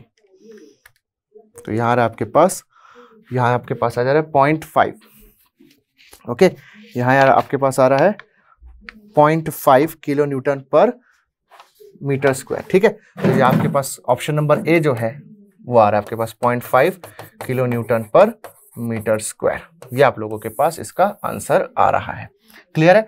So this will be the solution of question number 29। तो मैंने यहाँ पर क्या किया, जो मैंने आप लोगों को बताया था कि क्या करना, किस तरीके से चूज करना, मैंने बताया था कि जैसे आप लोगों के पास इस तरह से आप लोगों के स्ट्रेसेस लग रहे हैं, इस तरह से आप लोग के स्ट्रेसेस लग रहे हैं, this is sigma x, this is sigma y, okay, this is tau x y, ऐसा मैंने बोला था, क्या याद आ रहा है, ऐसा बोला था। और मैं यहाँ पर एज्यूम किया था starting sigma x greater than sigma y ये है बोला था। तो जो हमारा जिस प्लेन पे नॉर्मल स्ट्रेस जो लग रहा है ओरिजिनल स्टेट ऑफ स्ट्रेस में ज़्यादा है वो मेरा रेफरेंस होगा। तो मेरा रेफरेंस उसके अकॉर्डिंग कौन सी है, जो मैग्नीट्यूड वाइज देखें तो भाई ये वाला नॉर्मल स्ट्रेस बड़ा है, ये वाला नॉर्मल स्ट्रेस छोटा है, तो मेरा ये वाला प्लेन रेफरेंस प्लेन होना चाहिए, ठीक है, ये वाला प्लेन मेरा रेफरेंस प्लेन होना चाहिए। तो मैंने कुछ नहीं किया, मैंने मान लिया कि ये मेरा एक्स डायरेक्शन है और ये मेरा वाई डायरेक्शन है, बस मानने वाली तो बात है ना। तो मैं ऐसा ही करता हूं। तो मैं क्या किया, जो बड़ा स्ट्रेस है मैंने उसको क्या किया, अपना एक्स डायरेक्शन मान लिया। तो ये अपना एक्स डायरेक्शन हो गया, ये आपका वाई डायरेक्शन हो गया बेसिकली। अब चीजें सेम है, वैल्यूज सभी सेम आएंगे, answer will be the same, there will be no change at all. Clear बात है, आंसर आ गया आपके पास 0.5 किलो न्यूटन पर मीटर स्क्वायर। ठीक है, तो साइन कन्वेंशन एकदम क्लियर रखना। मैं इसके अकॉर्डिंग, इस वाले असम्पशन के अकॉर्डिंग मैंने इसको सॉल्व कर दिया। आप दूसरे तरीके से एक बार सॉल्व करके देखना आपका आंसर आता है या नहीं। आप कमेंट सेक्शन में बिल्कुल बताना कि अगर आप यहां से स्टार्ट कर रहे हो तो आप लोगों से बन रहा है या नहीं, उससे भी बनेगा। ठीक है, बट आप बताना आप लोगों का आंसर क्या आया उसके अकॉर्डिंग। ठीक है, नेक्स्ट देखते हैं क्वेश्चन नंबर 30, लास्ट क्वेश्चन है चैप्टर का। ठीक है, क्वेश्चन नंबर 30 देखते हैं, है ना, क्वेश्चन नंबर 30। तो बेटा देखो, प्रीवियस क्वेश्चन में मैं अगेन आपको रिपीट कर दे रहा हूं कि जो मैंने साइन कन्वेंशन फॉलो किया है, जो मैंने assumptions फॉलो किए हैं स्टार्टिंग से, मैं उसी को फॉलो कर रहा हूं। और किसी और के कोई और assumptions हो सकते हैं, उस पर कोई भी फर्क नहीं पड़ेगा। आंसर आना चाहिए, करेक्ट आंसर आना चाहिए, दैट्स इट। ठीक है, सो अब वैसा मैं ऐसा क्यों किया ये भी बताता हूं। वैसा मैं इसलिए किया, क्या होता है, जैसे कि आप लोग मोहर सर्कल ड्रॉ करोगे तो एक प्लेन आपका जैसे कि टेंसाइल वाला था 3, है ना, तो 3 वाला ये हो गया, और शियर स्ट्रेस तो दिया नहीं था। वापस उसी क्वेश्चन की बात कर लेते हैं पहले।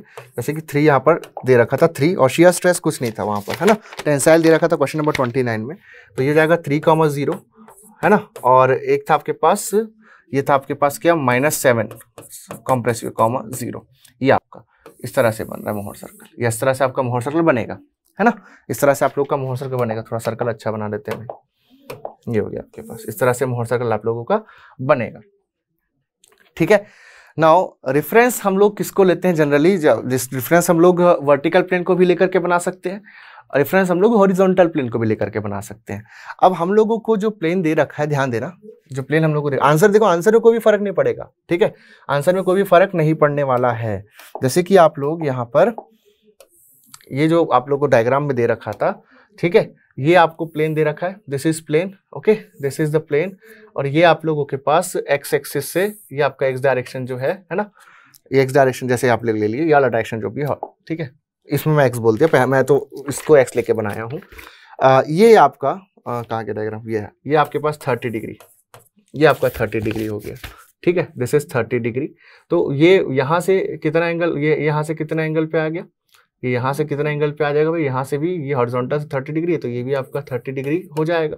ठीक है, ये 60, ये 90, तो ये अगेन 30 ऐसा, और 30 डिग्री कैसा देखो, क्लॉकवाइज है, 30 डिग्री कैसा, क्लॉकवाइज। तो मोहर सर्कल में जैसे आप इसको रिफरेंस ले रहे हो, है ना, मैंने इसको रिफरेंस लिया अभी फिलहाल के लिए, देखो इसको रिफरेंस लिया, आंसर में कोई भी चेंजेस नहीं आएंगे, देखना ये आपके पास है, ये वाला प्लेन आपके पास, डिफरेंस ले लिया आपने, चलिए, है ना, मैं जस्ट ये बताने की कोशिश कर रहा हूँ कि आपका अजम्पशंस कुछ भी हो, आंसर सबसे आ जाते हैं। ठीक है, ये हुआ, और मैं क्लॉकवाइज मैं देख पा रहा हूँ ये कितना है, 30 डिग्री है ना, ये वाला जो प्लेन है, तो इस वाले से क्लॉकवाइज 30 डिग्री जाना है मुझे एक्चुअल में, तो यहाँ कितना जाऊंगा, 60 डिग्री जाऊंगा। ठीक है, कितना जाऊंगा, 60 डिग्री जाऊंगा, तो ये हो जाएगा आप लोगों के पास यहाँ से इस तरह से 60 डिग्री। चलो एग्जैक्टली एक लाइन ड्रॉ कर लेते हैं, तो ये अभी लाइन हो गई 0 डिग्री पे, है ना, ये लाइन हो गई 0 डिग्री पे, रुक जाओ एक लाइन ड्रॉ कर लेते हैं एग्जैक्टली 0 डिग्री पे। अब इसको घुमा देता हूँ मैं, कितना 60 डिग्री, ये घुमाया मैंने इसको 60 डिग्री पे एग्जैक्टली, ये देखो 60 डिग्री पे मैं घुमा दिया, ये देखो, ये है ना, ये हो गया इसका लोकेशन। तो दिस इज एग्जैक्टली 60 डिग्री, अभी एग्जैक्टली 60 डिग्री है, ये 60 डिग्री है, 2 theta equal to 60 degree, 2 theta equal to 60 degree. Now अगर मैं यहाँ से लेता हूँ, ये वाले प्लेन से लेता हूँ जहाँ पर कॉम्प्रेसिव लग रहा था, है ना, देखिए सर, देखना ध्यान से, आंसर में कोई चेंज नहीं आता है। यहाँ से अगर मैं इसको ले लिया, इस प्लेन को रेफरेंस ले लेता, है ना, और इस प्लेन से देखोगे तो ये कैसा है, ये आपका एंगल हो जाएगा 60 डिग्री एंटी क्लॉकवाइज, है ना, लिया ना हम लोगों ने 60 डिग्री एंटी क्लॉकवाइज -60 डिग्री। तो देखो यहाँ से ये वाला प्लेन मैंने डिफरेंस लिया, है ना, और 60 डिग्री गया एंटी क्लॉकवाइज, तो मोहर सर्कल में कितना जाऊंगा, 120 डिग्री, लेकिन कैसा, एंटी क्लॉकवाइज। तो देखो ये कितना, ये 180 है, देखो डायग्राम में देखो 180 है, तो ये कितना होगा 120। तो देखो ये क्या, ये जो ये एंगल कितना गया, ध्यान से देखना, ये ऑलरेडी 60 है ना। अब मुझे अगर मैं ये रिफरेंस लेता हूं तो मुझे जो required orientation, required oblique plane है, वहां तक पहुंचने के लिए एक्चुअल में 60 डिग्री जाना होगा एंटी क्लॉकवाइज डायरेक्शन में। तो मोहर सर्कल में कितना जाऊंगा, डबल जाऊंगा, that is 120 degree but in anti clockwise direction. तो यहां से 2 थीटा इक्वल टू 120 डिग्री गया, देखो फिर वापस वहीं पहुंच गया। 2 theta equal to 120। So answer में बेटा कोई भी चेंज नहीं आएंगे आपके, आंसर में कोई भी चेंज आपके नहीं आएंगे। हालांकि जो मैंने मोहर सर्कल बनाया है वो थोड़ा सा रैंडम है, ठीक है, इसलिए थोड़ा ये नेगेटिव साइड में दिख रहा है आपको।